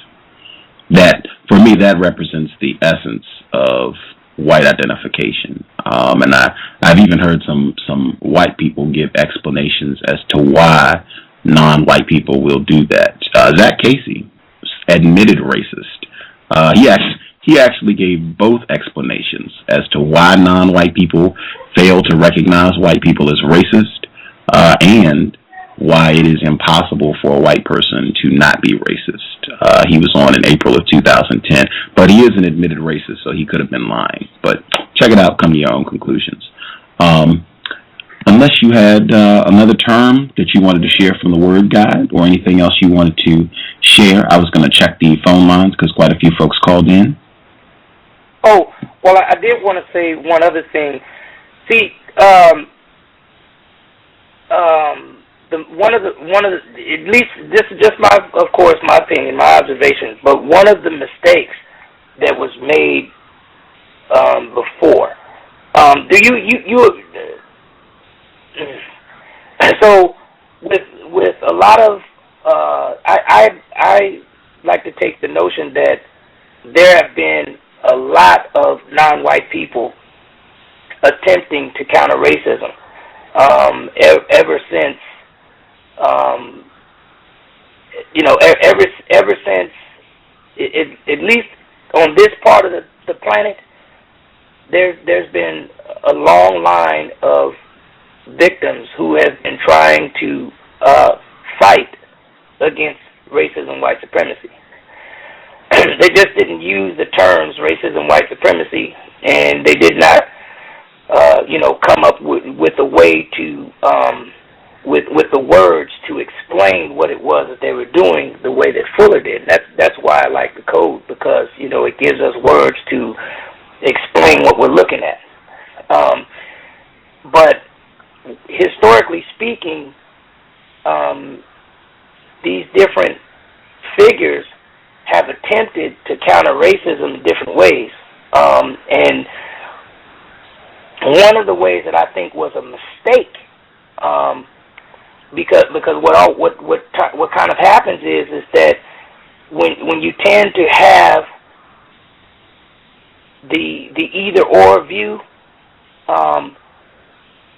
it leads to situations that can be much more detrimental than constructive. And what I mean by that is, so for example, if all white people are viewed as racist, if they're all viewed as racist, and then a non-white person, in essence, in a conversation, gives them a little bit more power in the conversation, because, I guess if that person knows about no name calling, then they wouldn't do it. But there was particular instances in the Nation of Islam where there were people inside the Nation of Islam who just took it upon themselves to start killing white folks, to just start killing white people, and they took it upon themselves to do that because they believed that killing white people, white people were racist, and they were devils, they were racist, and that the only way of solving the problem is to kill them, is to exterminate them. And that's not promoting justice. You can't kill people based on their beliefs and expect to establish justice. So when in my opinion, if you leave a way out, if you leave a person a way out where you say, okay, look, you're a racist suspect. You have a chance, you have an opportunity to get off the racist suspect list. The only way you can do that is by establishing justice. That's the only way you can do it. If you don't help us establish a system of justice, then you're a racist suspect.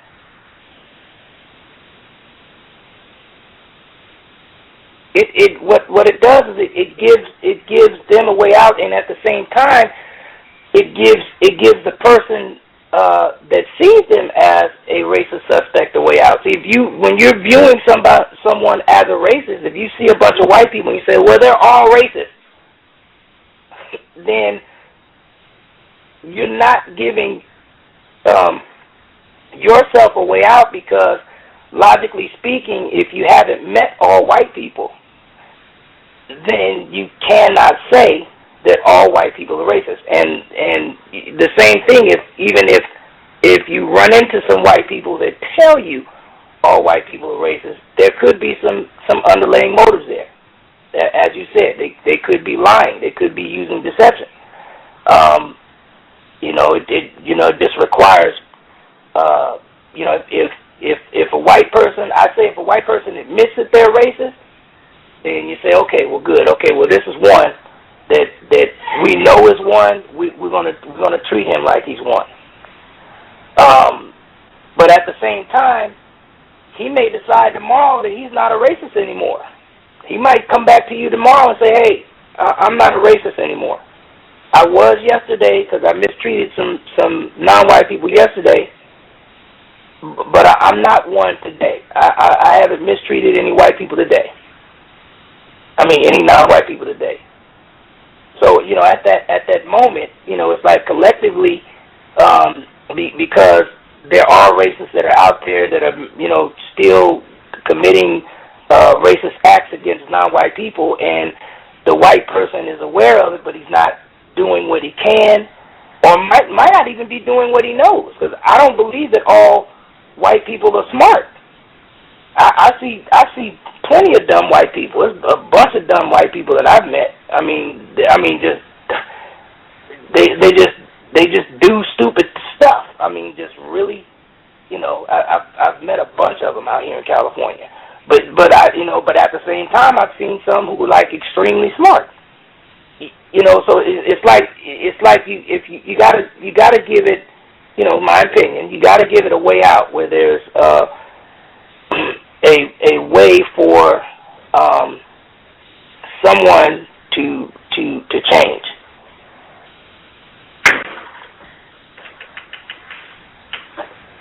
So, okay, get off my soapbox.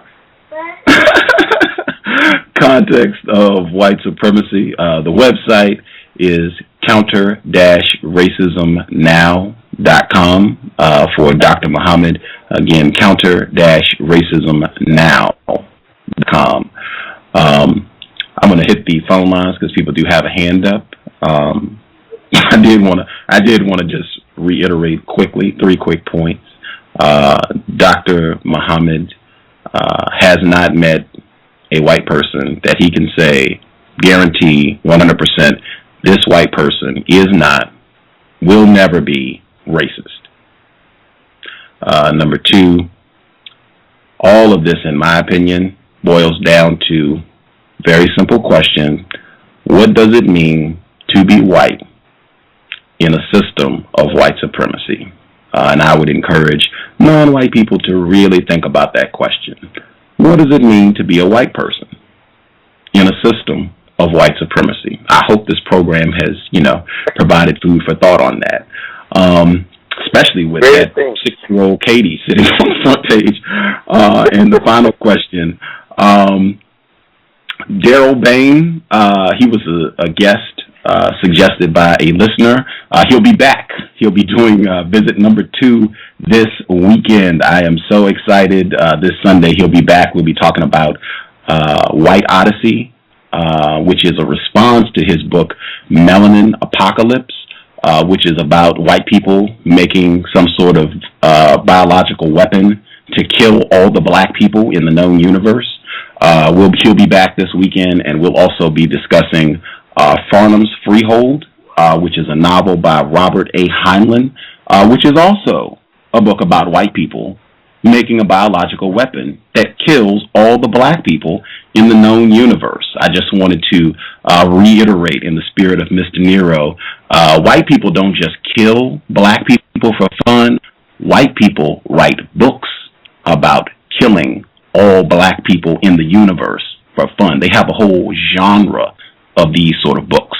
But that'll be Sunday. The people that called in, A person that called in from a blocked number with a hand up. Did you have a question? Greetings. Can I be heard? Yes, ma'am. Good to hear from you. Nice to hear from you too, Gus, as well as Dr. Muhammad. And Justice, if you're out there, I haven't heard from you in a while, but I did hear your commercial earlier in the program. What I was going to touch on with Dr. Muhammad, are you still there? Yes, ma'am, I'm here. Okay, in your program earlier, you had said that that the lower class whites that tends to hang around with black people, they tend to be somewhat not as dangerous. I'm paraphrasing now, as the other refined whites, so to speak, who are the racists. But what I tend to disagree with you with that essence, in that the non-whites, the whites who hang around the lower class, or you said the not so refined whites who hangs around black, I think that they are perfecting racism at a very higher level, because the ones that I've seen in that position, as you said, the ones like the cool ones, the M&M types, they tend to want to be in charge of everything when it comes to dealing with non-whites. Oh, I agree. I was misunderstood. I didn't say lower class whites. I didn't say that they were less refined, or what I said was other white people view, from my observations, there are certain white people who are viewed as they're in bad standing amongst white people. Okay. So because they're in bad standing amongst white people, those white people choose to be around non-white people. Correct. And they choose to be a non-white. I'm in total agreement that those ones who choose to be around us manipulate us. Correct. The main thing that made me come to that conclusion was the time that there was this white woman who was trying to get me to sleep with her, and I didn't realize it. Of course, I didn't realize it at the time. It took me a long time, many years later, to realize that she wanted me to do that, because I was reflecting on the words that she was using. So she was telling me, she said, white men are not attracted to me. So I like black men. I like to be with black men because they love me for who I am. And that's what she said. Okay, and she was kind of overweight. And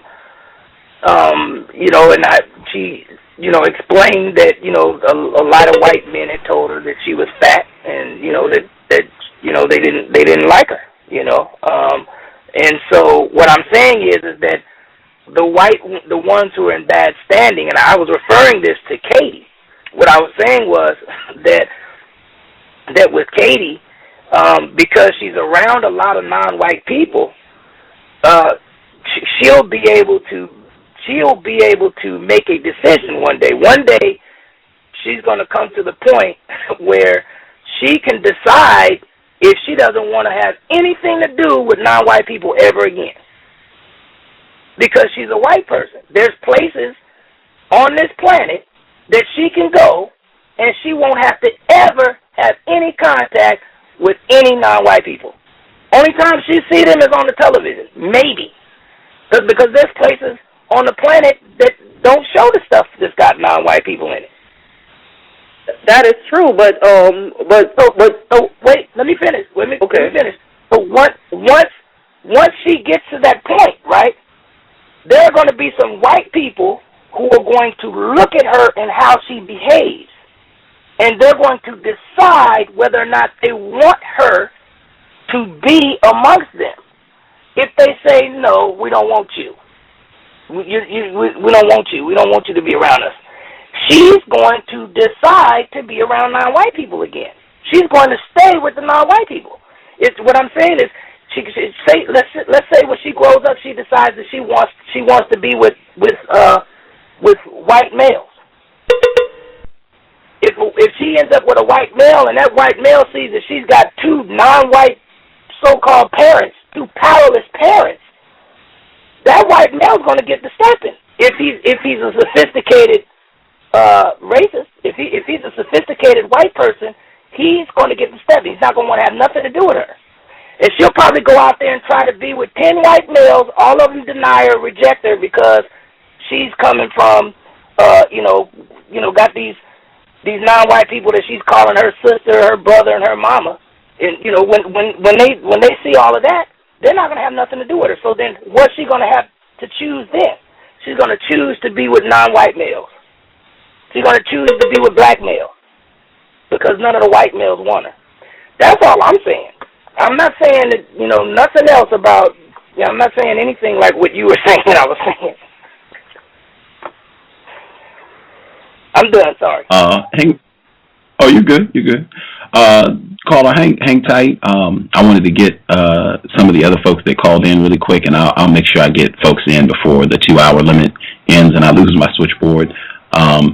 If you want to dial in, the live stream is going to end in about 8 minutes. The number is 347-215-6071. You should dial in right now if you want to keep listening, and dial 1 if you want to get a hand up. Pam, co-author of Trojan Horse, she is joining us. Are you with us, Pam? Yes, I am. Good evening, everyone. Good evening. I was listening to the whole show. Very interesting. Welcome to your guest. It reminded me of the story of the young lady, I can't think of her name, the young white girl that was adopted. It reminded me of Lionel Richie, and when he and his ex-wife, black ex-wife, Brenda, adopted this near white-looking baby, Nicole. And from what I can see, even though she supposedly has black adopted parents, she had no problem seemingly cutting her ties and blending in with the white world. So I don't think this young girl, when she grows up, will have any trouble whatsoever blending into the white population because they're shorthanded anyway. And they'll eagerly welcome her into their fold to mate with a white man and have white children. So I don't think she'll have any problem, going back to the other side. Just my opinion, yeah. Well, I agree. It could happen. But it depends. I have met white women who are not, it appears to me that, they're not, they're in bad standing. They're just not, for whatever reason, white people don't want them. I mean, if you go outside and you see some homeless, some white folks that are standing around on the corner and they appear to be not getting any help, those are like the ones that, they got addictions, there's all these different kind of things that are going on with them that make, the sophisticated white folks say, look, we don't want you guys around us. We don't want you guys around us. And those people are forced to come and hang out with us. And, when they come and hang out with us, I'm not saying that they're not manipulating us. I'm not saying that at all. By all means, I think they do manipulate us. That's their only alternative. They don't have any other choice. But to do such a thing. But Katie could go either way. Like you said, I mean, I've seen that happen before, but I am saying I've seen it also go the other direction. I've seen plenty of white folks who, they're just in bad standing with white folks. They're still white. Mm-hmm. They're just, they're just kind of at the bottom of the ladder. I got you. You know what bothers me about it is, and I'm not saying, I'm not trying to speak for the parents, but what bothers me is how black people seem to be constantly trying to reassure and embrace and nurture white people, and I suspect there's some of that in their family. We don't seem to remember our history. I mean, we grew up down south, during segregation. We lived next door to white people. Those white people said they loved us. We were part of the family. We washed their floors and nursed their babies. And still they practice racism. So, when the father said, well, no matter what, she loves us, I'm sure some of the people that were serving white people and still serving white people to this day thought those white people loved them, but they still were not white people. So it just bothers me, but I'll just make one last comment, and I personally think that black people, and this is my opinion, I don't think we can afford to spend not one more second of time trying to figure out which white person is a racist and which one is not, if we acknowledge we're in a war. And I'm trying to imagine the Palestinians, for example, being in a war and walking around wondering how the Israelis are feeling and wondering, is this a good Israeli or a bad Israeli when they're getting their heads blown off. So I just personally I think it's very non-constructive for us to try to figure out whether a white person should get a chance or give them the benefit of a doubt. I mean, why are we still doing that? I just don't think you can determine a white person, a racist suspect, whether they are truly not a racist unless you're watching them 24 hours, 7 days a week, and you can read their minds. So I just think it's much more constructive to just assume that they're your opposition and that you shouldn't waste any time trying to build any bridges. You should build your bridges with other black people. And I'll move on and let you comment.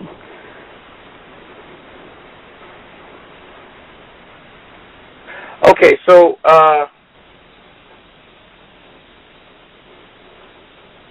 the Palestinians and the Israelis, when you really, in my opinion, when you really understand how the system of racism, white supremacy works, really, like what it is and how it works, when you look at the Palestinians and the Israelis, all you will see is white people and non-white people. Mm-hmm. That's the reality of what's going on over there. What's going on over there is the same thing that's going on over here. Mm-hmm. And we are at war. I am viewing this as a war. But you have to be very calculating and strategic about your war and the words that you use. Otherwise,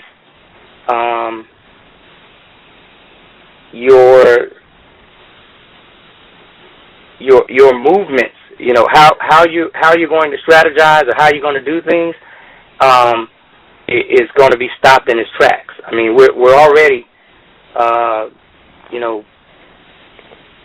victims. We're victims of racism, which means that, we are stopped in our tracks. I mean, we don't have effective numbers of people thinking, speaking, and acting to reveal truth, promote justice, and make sure that the person who needs help gets the most constructive help they need. We're not doing that on a massive scale. We're doing that on a teeny tiny, itsy bitsy scale, little teeny weeny, a half of an inch, maybe a 16th of an inch of work is what's being done. And most of the people who are talking about war and talking about, fighting and killing white folks and doing all this stuff are usually the ones that's going to be the first ones running as soon as the shit hits the fan. Oops, excuse me. The doo-doo. I'm sorry. What I'm saying in that is that I have been around people who I used to be I was in the New Black Panther Party. I left that party and ended up in the National Alliance of Black Panthers. I started off in the Nation of Islam. And I've been around and even been the type of person that said, hey, this is a war, and it still is a war. I'm not saying that it's not, but you have to recognize the power, who's got the power here. You got to recognize that. See, when you're on a ship, and we are, if you just put us all on a slave ship, we all down in the bottom of the ship, we all chained up, and, a few slaves are saying, hey, we need to go up to the top and to overthrow all the, the white folks and get them, get them off the ship, kill them, whatever. But once we get up there, what do? Who knows what direction the ship is supposed to go in? Who knows how to steer the ship? Who knows how to operate the sails? If the ship gets a hole in it, who knows how to do that? I mean, if you're in a store and you have an issue with a employee in the store, or you have any kind of issues with anything going on, the person you go to when you have your problem is the manager of the store. That's who you want to go to if you want to get the problem solved. So in this situation, the same thing on the ship. If there's an issue on the ship and there needs to be some problem solved, you got to go to the captain, and you got to do something to get the captain to something that's going to get the captain's attention, so that the captain hears you and says, "Okay, I see what you're saying. Let's go ahead and promote some justice. Let's go ahead and make sure you get justice." Right now, at this stage in time on this planet, there is nobody listening to us. Our people have been hooping and hollering about, white folks being racist, white folks being the devil. We've been hooping, hollering, all of that stuff since slavery days, and haven't moved an inch on our situation. There's a few who tried. History is filled with examples. Black history was mentioned. I'm well acquainted with Black history, and it's filled with examples. You can look at the Black Panther Party. The original Black Panther Party is a huge example of people who didn't even say that they wanted to kill all white people. All they wanted to do was the same thing. All they wanted to do was promote justice. They wanted to include white folks in what they did, and they still got shot up. They still got killed. Somehow they ended up with guns. They got into shootouts with people, and, all hell broke loose. All of the different little programs that they set up, the little food programs that they tried to set up, the clothing programs that they tried to set up, trying to get programs in schools so that our children can learn something about our history. All of those things are wiped out now. None of that stuff is here anymore. And all of that is because we are not really focused on the things that really need to be done. And in my opinion, it's not just, I'm not sitting up here saying that I empathize or I love white people or anything of the sort, but I'm not saying I hate them either. This is about logic. It's not about emotion. It's not about revenge. It's not about coming back and getting people back or black supremacy taking over the planet and making them pay for what they did. It's about justice. The codified definition of justice is balance between people. That's what it means, and that's balance between all people. I understand what you're saying, and when I speak of a war, I'm not talking about a war of violence. I'm not talking about revenge. I'm not talking about fighting or killing anybody. I'm talking about basically, I think black people need to focus on getting ourselves right psychologically and put less emphasis on trying to figure white people out. That's what I meant. I agree with you. I'm not talking about picking up a gun. I'm not talking about hating anybody. I'm just simply saying that I've heard, people say as though we need to try to understand. It just seems like, just my own personal opinion, I just think that black people can't make any progress as long as the focus is on what white people are feeling. I think we need to start to focus on what we're thinking and focus on what educate ourselves about how to heal the damage in our heads. I'm not spending any more time trying to figure out whether white people really want to change.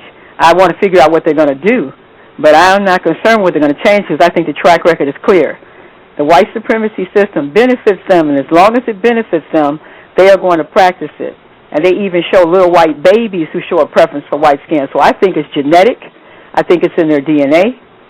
I don't think there's anything anybody can do to change them. So me personally, and this is just me personally, I'm not wasting any more time thinking about how to try to change them. Non-whites have been trying for 500 years. I'm personally done. That's all I meant. Well, hang on one second. I wanted to get in a sound clip really quick. This is from the program from this past week on Wednesday with Dr. Omowale Akintunde. Just curious. Pam is in this sound clip, so you'll recognize her voice. And the folks that called in, that put a hand up, your line is open. But this is Dr. Akintunde and Pam from just this past week. And I believe that once you bring them to the point that they see it, that there are many options. One of them is log out. One of them is attempt to deal with it. One of them is I don't care. But I think that there are these options. And again, I know that Tim White from Tim Wise has been on the show many times. And, you know, there are many scholars who are conflicted by white people who are talking about white racism. And I know that in one of his videos, he even says that even as I'm speaking to you, I'm aware that of my power as a white man, and that the reason I got this gig is because I'm a white man, and I make more money than the black people doing this. So even as he's in it, he's deconstructing his place in it. So he's inside of it. Now, I think that at that level of deconstruction, you are at some place. Now, whether Tim Wise is true in his feelings, I don't know.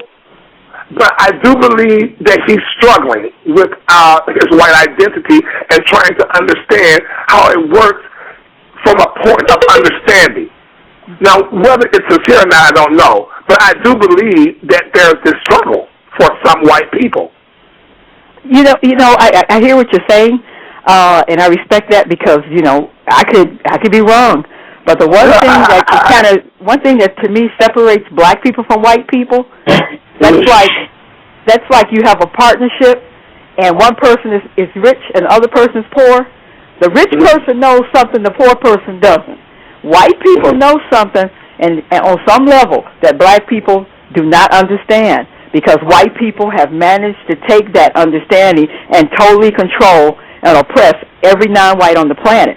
So I don't compare white people with black people, because that to me is a total mismatch. And if you really look at white people, they know exactly what they're doing.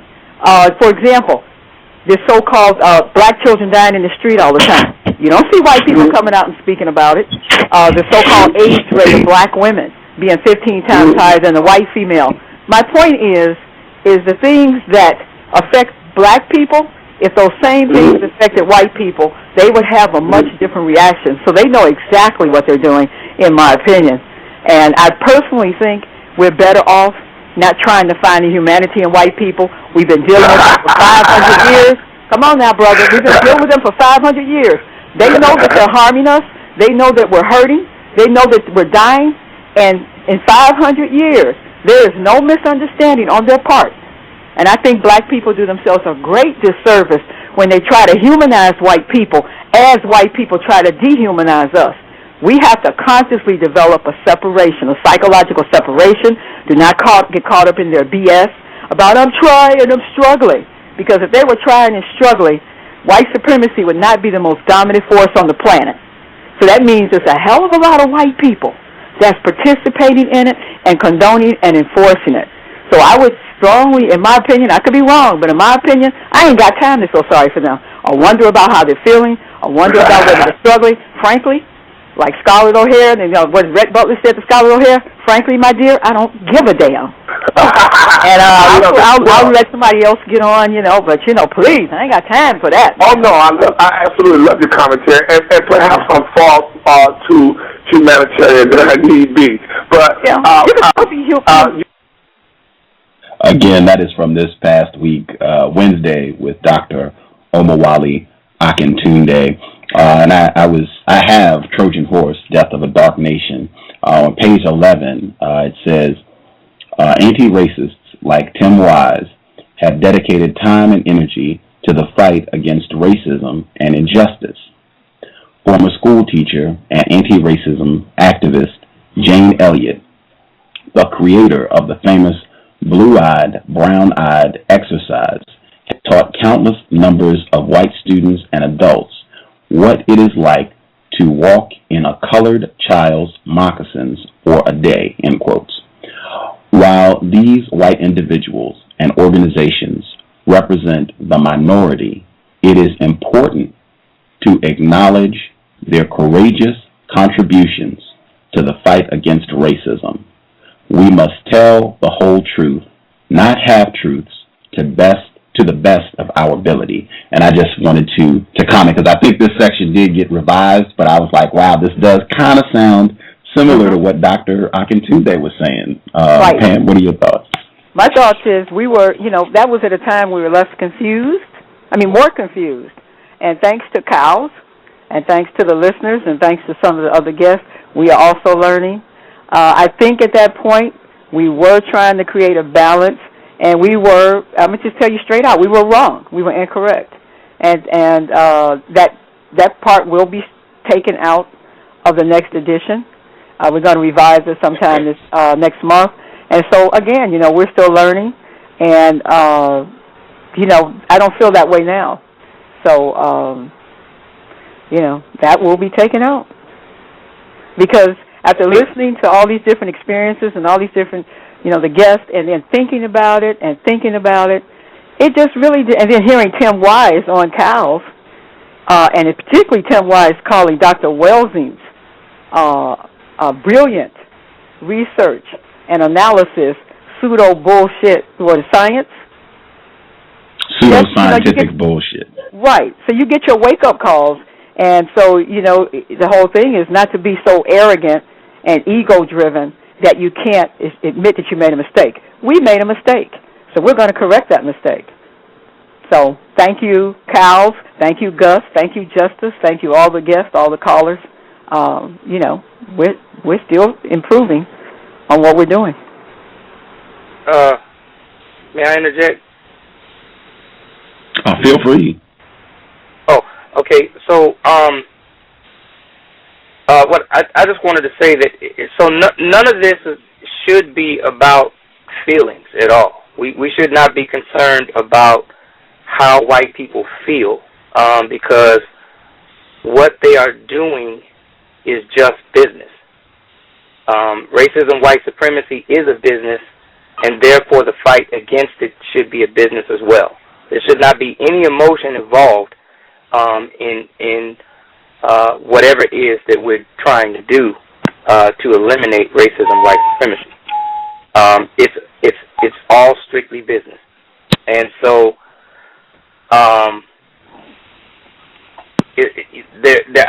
I wanted to say that, but then I wanted to just go back to the guidebook real quick on the word human and what the guidebook says human is. It says use these terms with caution. It says do not use either of these terms, human or humane, to describe any person or any creature now in existence, any place in the known universe. When others use the terms human, human beings, humane, and or human beings to apply to persons, ask for a detailed explanation that you can easily understand. Then it says notes. In the known universe in which white supremacy, racism, and other forms of non-justice dominate what people do or not do, no person functions as a human and or humane being. In a known universe in which the most powerful people, white supremacists collectively, do not allow justice to exist, human and or humane people are not yet produced. A human and or humane being is a being that practices justice, balance between people at all times, in all places, in all areas of activity, including economics, education, entertainment, labor law, politics, religion, sex, war, and counter-war. So, keeping that in mind and keeping it in mind that racism, white supremacy is a business, once again, it has nothing to do with how those people feel. What we have to do is bring them to a point to where they either destroy all of us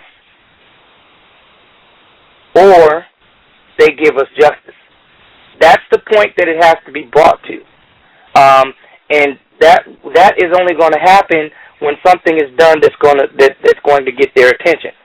At the same time that we're talking about forget about them. We don't need them. We're just going to do this on our own. We're saying all this on their internet, on the computers that they've created, writing on the paper that they've provided us with, writing, typing with everything around us. Dr. Muhammad? Dr. Muhammad? I just wanted to clarify, because you said people saying we're going to do without them, forget them. I just wanted to clarify. Did anyone on the program this evening say that? We're going to do without white people, forget about. Did anyone say that on the broadcast this evening? No. Oh, I took it that way. I thought that's what was said. Oh, okay. I don't recall. What was said? Eliminate my confusion, please. Okay, I think that being said. Oh, okay. Yeah, see, I thought that was very important, because I definitely at no point said, forget all white people, we're going to do without them. I think I'm very clear. In fact, this is a great time for me to explain. I do not capitalize the B in black.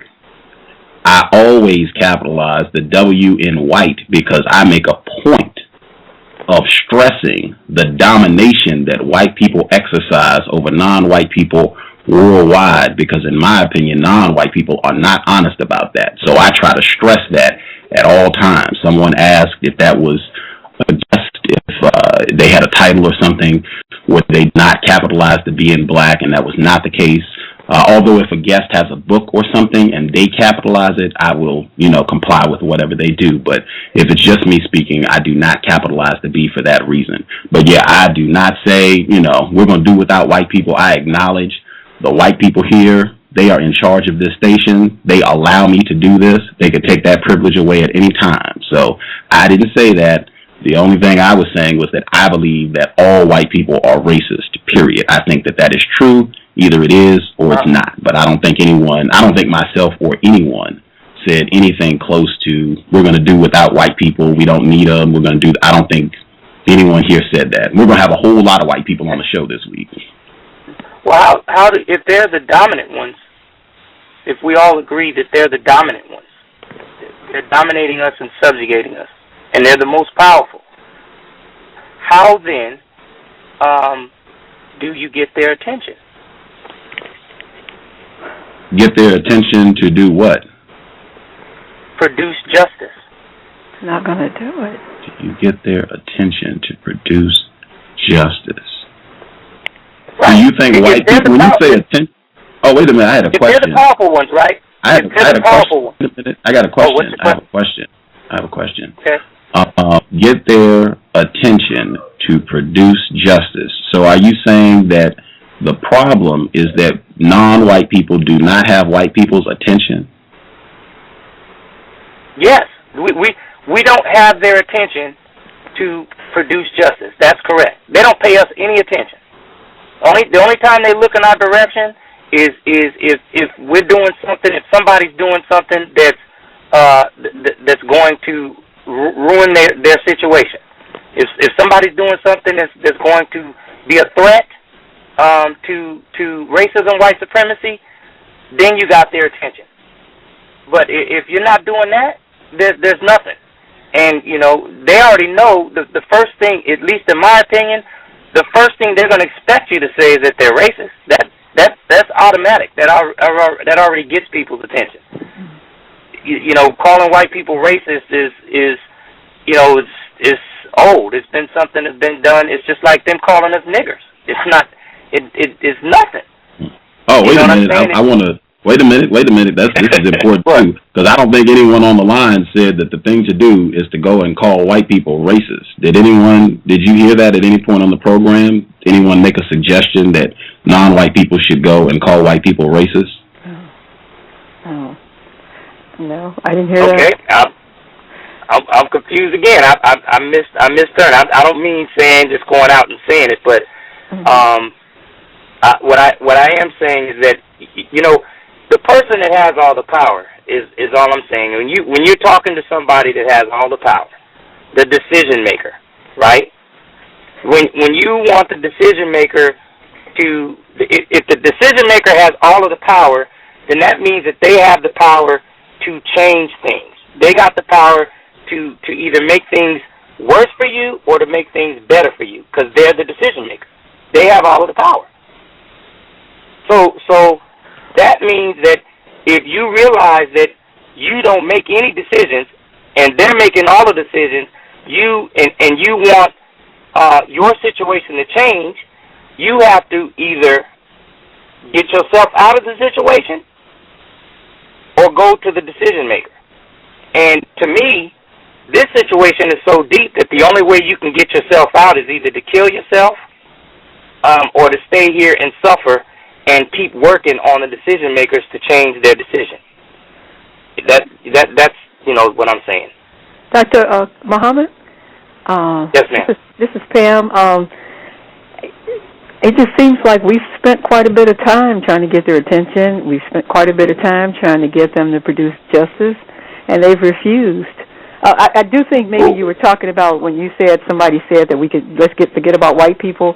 Maybe I gave that impression, but what I meant was work on for black people to psychologically reform themselves inside their heads. Stop trying to do something on the outside until you get the inside right. That's all I meant. I didn't mean, right. We could do without white people. We don't need white people. I just meant that the focus should be on getting our heads straight, not on getting their heads straight. That's all I meant. Oh, got it. Yeah, Gus cleared that up, and I did misconstrue you to say that, but he cleared that up. But now on that same thing. Oh, wait a minute. Could I hop in to see if some of the other folks had questions? Because some people were on. I know no worries. Mr. Nero and let's see. There's another person, a different person that called in from a block number. Mr. Nero and Non-Bodywick. If any of you all have questions, feel free. And I think B. Moore might be on the line, black female. She was on for the program about the racism at the NBA All-Star Game. I think that's her at 5407. If you would like to share any thoughts, press 1 and we can get you on as well. Or you can let me know if I'm incorrect. But did any of the other folks have questions or comments? Can I be heard? Yes, sir. Greetings to Pam and Mr. Muhammad, Hugh, Gus. Greetings. Good to hear from you. Thank you, man. Thank you. My level of confusion is on a whole nother level. A lower level. I'm less confused now than ever. I was nervous. I know. I figured. I said, let me phrase it. Let me clarify. Yes, it's lower. It's definitely lower. I mean, I witnessed a group of children, man, 13 and under, using logic, man, to dismantle the system, and it was impressive. I mean, man, I just learned so much. I mean, to what I can say right now that I know that just my confusion is at a lower level, to the point where, I mean, I don't know. The future is that, man, these young people are. I'm impressed by them. Do they think all white people are racist? Yes, they think that they figured that out themselves. They said that they're the system. They equated it with dismantling an automobile, and they went through the whole process of what's the most expensive part of the automobile, how it works, everything. I mean, they figured it out. Was just listening, and I was like, wow. The 13-year-old girl, she was more of the eloquent one, but the rest of them, I mean, 8-year-old, he was like, yeah, we need to you need to pop the tires, you know what I'm saying? You need to get them on the show like immediately. Oh man, right, I wish. Yes, sir. I mean, it's got to happen because, man, that conversation was awesome. I was like, wow. I didn't want to break it up and try to record it and get them in some type of, fakeness. You know how when people get on cameras and know that they're being recorded or whatever. But, oh man, it was beautiful, man. beautiful, man. I mean, they understood the system and how they were supporting it. And so I guess I would ask the question to anybody, really. I mean, I'm just so inspired, man. I mean, it's no amount of confusion. So anyway, my question is to anyone that would like to answer, and I would be interested in who answers this question. Of the 9 areas of people activity, how do you most support the system?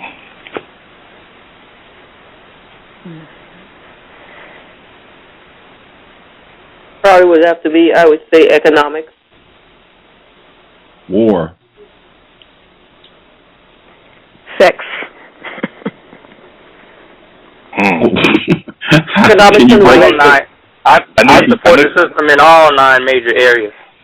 Yeah, but the question was, of the 9 areas of people activity, how do you most support the system? I most support the system in economics, education, entertainment, labor, law, politics, religion, sex, and war. I most support the system in all 9 major areas. If I did not most support the system in all 9 major areas, the system would no longer be here. It would be done. I'm not conflicted with you, but I'm not surprised at your answer, actually. And I predicted your answer, Gus. I knew you were going to say war, because I feel like that was my area of most support in the system, was war. But I would like to hear Pam on that sex, or whoever said sex. Me too. That was Pam. I'm still curious about that. Well, I mean, I mean, I'd like to hear Gus say why he said war, but sex. No, come on, Pam. We need to hear that. Man, I'm trying to get off the hook. Okay, well, let me just... Oh. Well, when I think of sex, the cowbells, and it just seems like sex is a very, very common thing that all of it's common, though. It's kind of hard to say just, sex is the most, but it just seems like, all the different colors we are, and although a lot of that came about involuntarily, so. But there's a lot of sex going on out here. That's all I really can't explain my answer. I just, I guess I was hooked on the cowbell. I'd like to hear about the war, though. Gus, why did you say war? That's funny.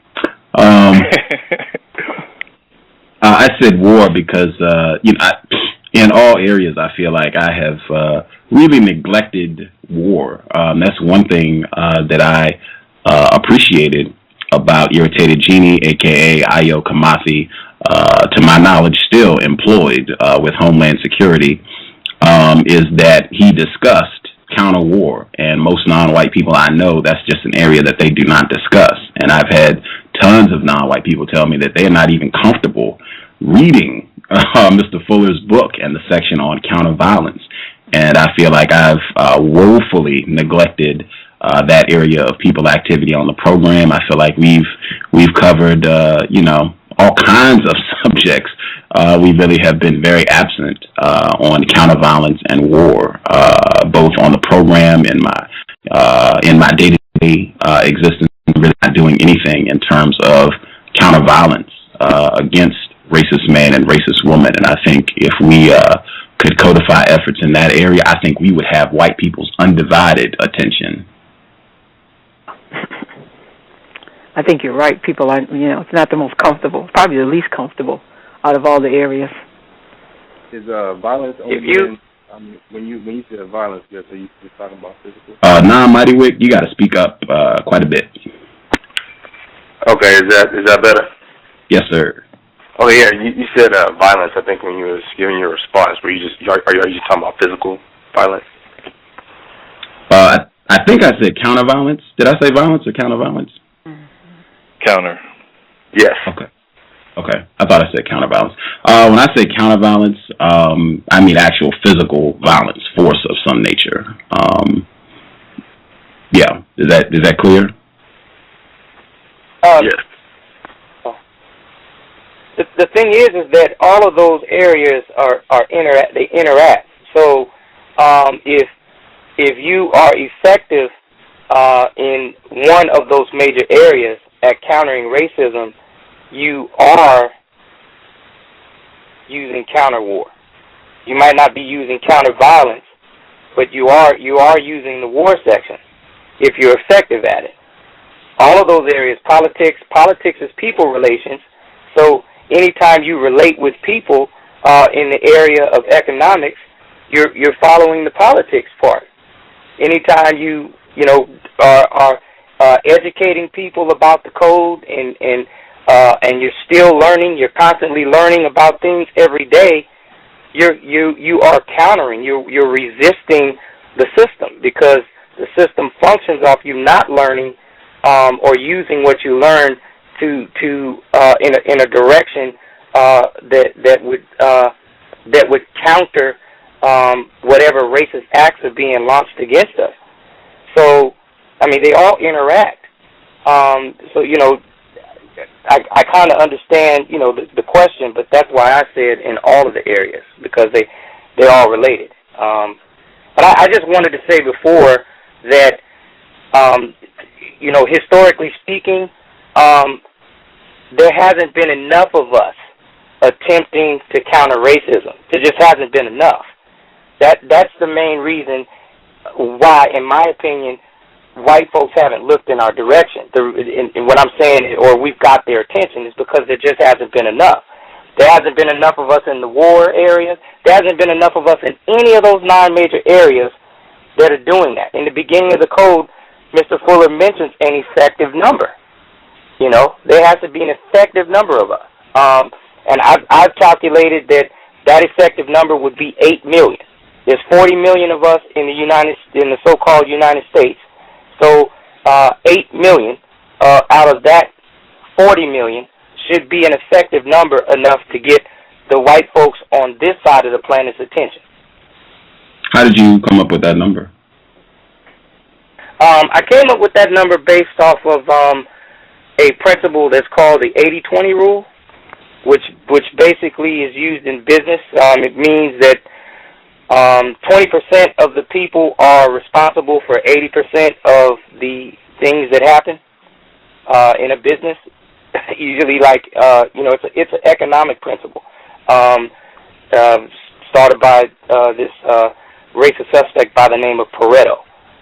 But he noticed by looking at a lot of different economies in the world, he noticed that 20% of the populations of those economies were responsible for the rest of the 80% income, the income that was brought into the country that kept it going, the so-called country. And then, like I said, a lot of business people use it, like sales teams. When they send salespeople out, they've already determined that 20% of the people amongst the salespeople are responsible for 80% of the sales that come in. So, it's a theory of mine, of course, because we don't have 8 million non-white people, countering or attempting to counter racism. But we've never had 8 million. We've never even had 1 million non-white people do anything. It's in relation to trying to end our suffering. We've never even had that much, and that's because of the different tactics that have been launched against our people. There was a tremendous amount of fear that was put into our people when Malcolm X was assassinated, when Martin Luther King was assassinated. So you had all these, different individuals who were assassinated throughout history that attempted to, buck the system, so to speak, and it put fear in us. So there's a lot of us that haven't done it. So, I think we still need to keep doing the same thing we've been doing. We just need more people doing it. Dr. Muhammad, could I ask you a question there real quick? When you say get the people, get their attention, what do you mean? I'm still not clear on get their attention as far as getting their attention is like what I remember hearing Dr. Welsing say that imagine what it would look like if everywhere a white person looked, every time they saw black people, the only thing we wanted to discuss was racism. White people come to work and they say, see the black people in the job and say, hey, How was your day today? How you doing? Hey, I'm doing as fine as I can be as a victim of racism in a system of racism and white supremacy. I mean, everywhere they go, they get on the bus, they get driving their cars, they're walking across the street, looking. They, every time they see us, they hear us. That's all we talking about. We ain't talking about nothing else. We ain't doing nothing else. If we're driving down the street and we blasting music, or blasting noise, I should say, if we're blasting music, which is constructive music, and they're hearing it, they're like, man, every time we turn around, black folks, every song they listening to is about racism, white supremacy, and them being victims. What the heck's going on here? Everywhere they look. Anytime they see us having discussions, that's all we're talking about. They read papers that we produce, magazines, TV shows, whatever we're talking about this. Because if you're not talking about it, then you're supporting it. There's only two. Oh my goodness, I'm having a brain freeze. The code says that there's only two results of racism, white supremacy. I believe it's either you're supporting it or resisting it. You're only doing one or the other. If you're not attempting to resist it, if you're not discussing it, like right now, all of us are talking constructively, so we're making an attempt to resist it. But anytime that we're not, we're supporting it. Okay. So you see what I'm saying? Yeah, yes, I do. Yeah. So I interject here for a quick minute. If I could take the conversation back to what you were saying earlier in regards to Mark writing and the adopted white child that they have. And so I believe earlier you were making the correction saying that maybe this child, some or the other, she might be saved. And I'm of the opinion, as Pam said earlier, that there's something in these people's DNA that they cannot be saved. Because if I recall correctly, when...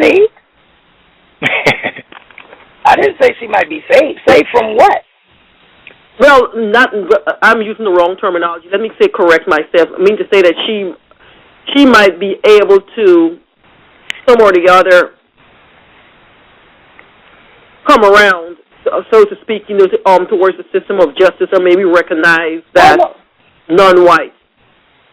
No, I never said that about her at all. I wasn't discussing about her coming around to anything. I thought we were discussing, when it came to her, I thought we were discussing how she is around the non-white people that she is right now, and whether or not her doing that was because of her own will, or if it was because she was being influenced by older racist suspects that she might come into contact with at school. That's what I was talking about.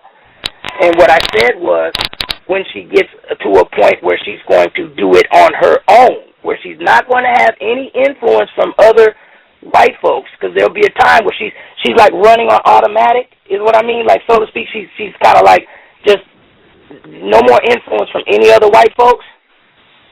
Then it will be decided if she's going to hang around black folks or if she's going to hang around white folks. But what I was going to say to him, from what I could gather from the conversation that he had when he was on the show, is this child's mentality has already been warped, because when she was told that the child being carried by his wife is going to be not a white child, but it's going to be a non-white, she already felt, okay, I'm already crowded out. It's just going to be me against all of these non-white people. And then he said that her best friend at school was a white person. So you already see that this child's mindset is that, she's got to get as many allies in her corners, and which include the whites. Absolutely. So, which at that young age, so you see she's already building up those allies to say she has to get white people in her corner because she's like them and she has to associate with them. So right, but is she building that up because she's making those decisions, or is she building that up because there's a older, more experienced white person somewhere that is teaching her that? I believe she already came out of that with her from being damaged in the environment that she came out of. Oh, okay. As a victim, I don't care. As a victim, I don't care. As a victim, I don't care. I can't say it enough times. I agree with you, but already, as I said, because if that child is such a small age, she already recognized the power that she has as a white person, and she's already exercising that as a white person. So I'm sure in the schools, amongst her friends, I'm sure she exerts that racist attitude. Right. Because she already exhibited when she was around these people, when she went and hid under the bed and she didn't want to have any contact with them because she found out that this is not going to be a white child. Right. I agree with you too, Gus, man, because it's going to manifest one way or another. Whether somebody teaches it to her or whether it's just something, a self-defense mechanism that she innately has, or, you know, to the environment she's in now, whatever, it's going to come out that she's a minority, that she's you know, I think it was like I was going to ask too, what age do you think a child is able to recognize danger? I think they recognize it from small, because I was at a birthday party for my niece, and I was playing around with my little nephew. He's 9 months, and already they sense that. I believe they get it off of adults, because he is not walking. He's just holding on to furniture, and he's moving from one object to the other in order to balance himself. So when he let go and he was about to walk, then all of the others, they screamed out, and he just startled, and he just looked up. As, you know, well, what did I do? So I believe that we as adults, we instill fear in these children, and that is where they get that idea that, okay, I'm not going to walk, or they get scared and they sit back down, or whatever it is, scared of heights, because they did not come into this world with that sense of fear. We give it to them. I think that Katie sensed danger at the questioning that she was getting, and at the answer she got. I think she sensed danger, and that's why she went to hide, so she would not be seen or recognized. I think she sensed danger at that point. Kevin McDonald, he's a white. I'm gonna be quick. Kevin McDonald, he's a white professor who was on the program. He's trying to motivate white people to be racist. He said that it might be a part of the psychological evolution of white people to have an innate biological fear of black people. He said that when he was on the program in August of 2010. I just wanted to, if I have my switchboard, you all might have to I don't have it, darn, you were going to have to tolerate that sound clip from Long Walk one more time, but I don't have it, so I can't play it, but blood boiling at the thought of his white wife not practicing racism made his blood boil. I'm done. Pam, go right ahead. I was going to agree with you. What you said earlier is I don't know how it's constructive, and I'm not criticizing anybody's comments, but I don't know how it's constructive to even try to figure out, what she or anybody else is feeling. There is something that Dr. Frances Quez-Welsing said about the fear. She says that white supremacy is practiced on the global white minority by the conscious and unconscious level, on a conscious and unconscious level to ensure their genetic survival by any means necessary. She contends that because of their numerical inadequacy and their color inferiority, white people may have defensively developed, an uncontrollable sense of hostility and aggression toward peoples of color, which has led to confrontation between the races throughout history. So it sounds to me like this is something that is not going to be changed because we talk to them, because we appeal to them, because we try to figure out what a little white girl is feeling, because even the little white girl knows she's got to keep secrets. So I don't know if that's fear or the instinct for survival, but I don't think it's constructive to keep worrying about what white people are thinking and feeling. They already have demonstrated their intent. Now, what is it we don't understand about it? I mean, if you want to dismantle the system, I think you want to know. I think you want to know what I mean, you talk about war, man, there's a lot of different wars, you know, war of attrition, so-called cold wars, hot war, I mean, you know, mental wars. I mean, you know, it's a strategy. They thought of it. So if you say you don't want to know what people are thinking. Well, I mean thinking, I don't mean to cut you off, I'm sorry, but I mean thinking as in terms of what they're feeling. I want to know what they're thinking because their thinking is going to lead to what they're going to do. But in terms of their emotions and their sensitivity and their feelings, that's what I'm talking about. We're getting kind of touchy-feely, it seems to me. We're not planning strategy. We're getting touchy-feely. We're worrying about them on a personal, emotional level. It doesn't seem to me that we're worrying about them on a collective. We're not strategizing on a collective level in terms of guessing what they're going to do because they do X, they might do Y. We're talking about touchy-feely stuff, in my opinion. And I'm talking touchy-feely stuff I don't really care about, personally. All I'm talking about, everything I'm talking about is business. I'm not talking about feeling. It is war, and it's a business. And, you know, from my observation, I didn't want it to turn in, I didn't want that, what I was talking about, to become a big, you know, going around in circles type of thing about Katie. I think it is important. I mean, I just going off my observations, from my observations, I've seen, you know, seems like a white person by the age of 15, they really know everything that they need to know about being a racist. And that's all I was talking about, was that, you know, they get it as little, they got somebody that's putting it in them, and then as they grow up, they get to a point where they're doing it themselves. I don't know what that, you know, none of that has to do with any feeling at all. I'm not looking at Katie as my Shirley Temple. I don't have sex with white women. I don't deal with white women anymore. Which all of that stuff was like 20-some years ago. So, you know, I'm totally on a different perspective. But it definitely has nothing to do with feelings. If anybody gets their feelings involved in this, and they think that white people are doing what they're doing because of emotion, then you still got some more to learn about it. Because what they're doing has nothing to do with emotion at all. It's not their fear. Maybe a few of them. You got all different kinds of methods of racism, white supremacy. There's not one just way of practicing it. There's plenty of ways. Some people practice it because they believe in the idea of white genetic annihilation. There's others that practice it that don't. They all operate on the level of fear. That's a lot of emotion. That's my whole thing with white. Fear is an emotion. Right, but there's fear a lot of emotion. But they're very emotional. How do you fear somebody when you're? When you got all the power? How are you gonna fear somebody? You got all the power on the planet. You got all the missiles. You got all the bombs. You got. So what do they go about and tell people if it has nothing to do with fear? Is what is their primary what they operate off of because. Well, whenever I realize I have a fear of something, I do everything I can to try to work to get rid of that fear. Right. That's what I do every time I discover I fear something.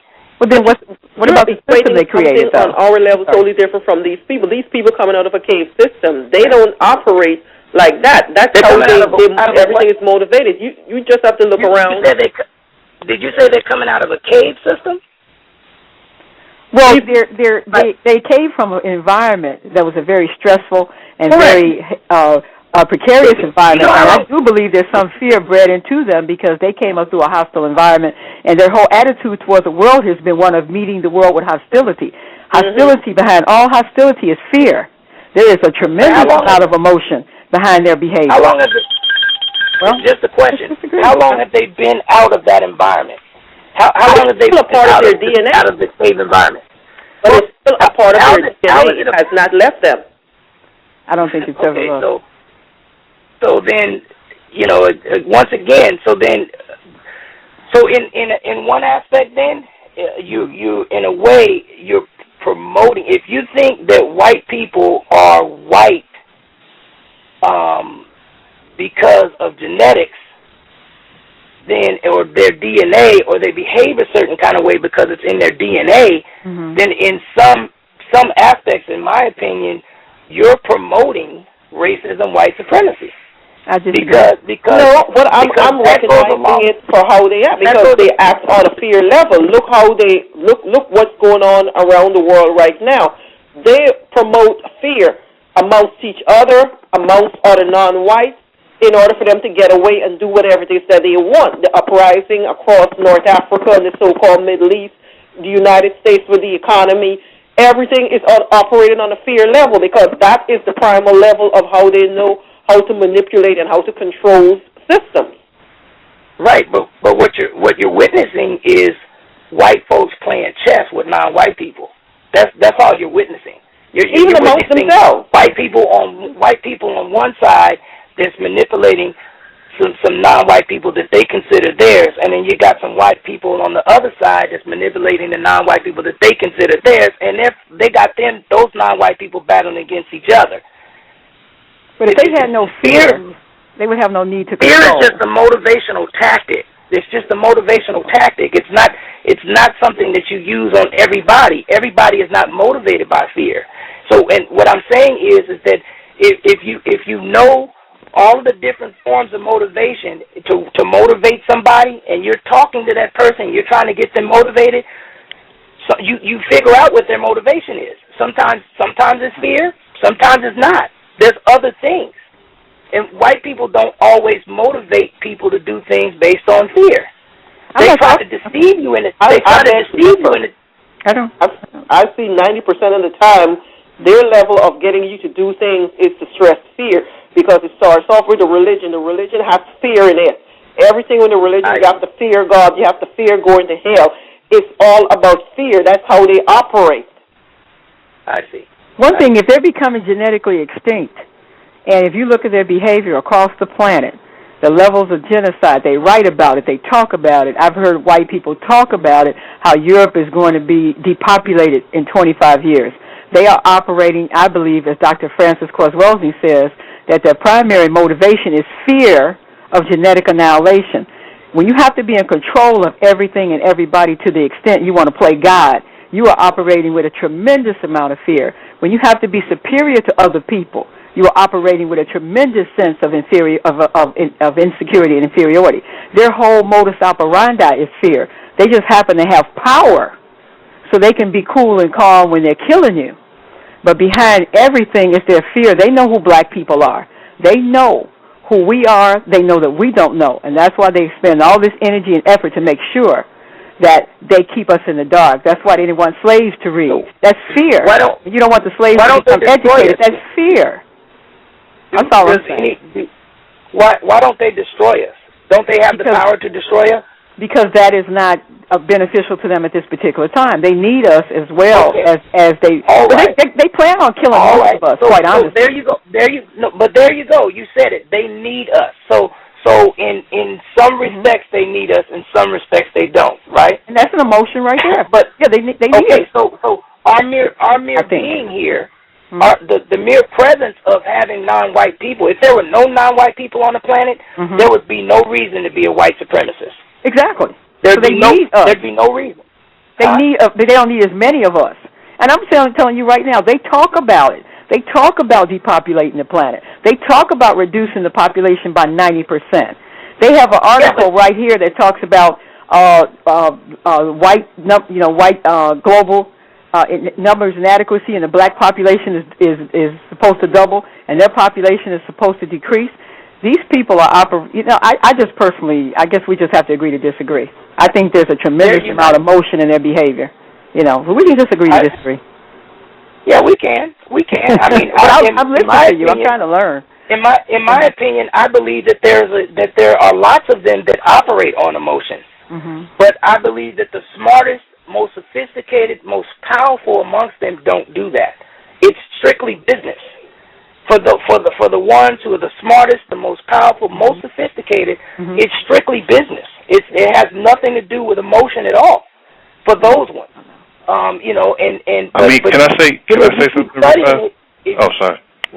Real quick, if you keep studying it though, you'll see that there's all kinds of methods. Some fear, some don't. There's a lot of different methods of a lot of different ways of using, practicing racism, white supremacy. Gus was talking about this one scene where the blood was boiling in the husband because the wife didn't want to practice racism, white supremacy. Now, the point of him saying that the blood was boiling is that he was supposedly sick. He was unable to go to work. It's just like, but when he found out that his wife wasn't practicing racism, his blood boiled, his adrenaline kicked in, and he was able to go to work. It's like if you're sick in the bed and you can't move and your head is spinning and whatnot, and a bear comes through the door, you're going to jump up and bust out the window. You're going to do whatever you got to do to get away from that bear and be sick later. That sickness is going to leave immediately. So when you talk about that's adrenaline, that's emotion, and it's emotions are the body movement. It's the blood going to the outer extremities from the viscera, which is the core body, and it motivates you to move. Emotions, that's what they are. See what I'm saying? So, if that fear, it motivates them to move. It motivates them to act. It motivated the husband to go to work. It motivates that sick person to jump out of bed to get away from that wild animal. It's a powerful motivator, and we see it practice. We see it with one of the dominant, what Neely Fuller said, they're super conquerors. That's why they're super conquerors, man, because of that super fear and that super adrenaline, and they move off of it. It's just that simple. That is correct. I just wanted to add context real quick about that story, and then I'll make sure I get Mighty Wick and a female caller.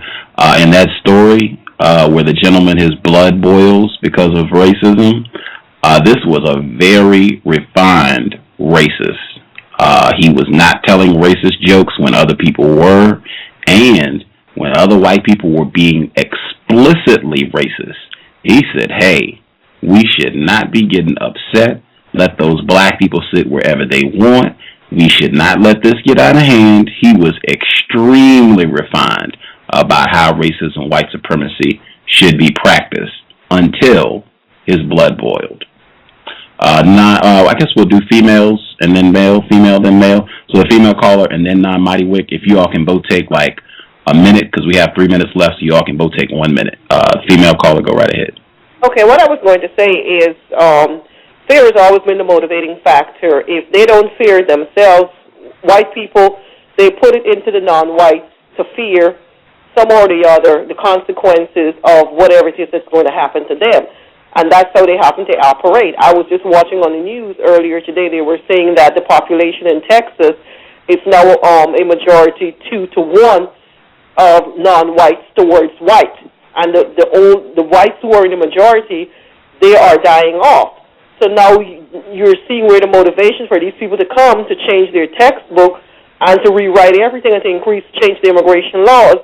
Because even though Texas was all part of Mexico, these people are operating on that primal level. So it has always been their motivating factor from way back when they crawl out of their caves and they start discovering and conquering worlds.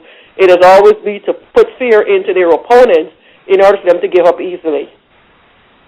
Oh, right on, 60 seconds. Mighty Wick?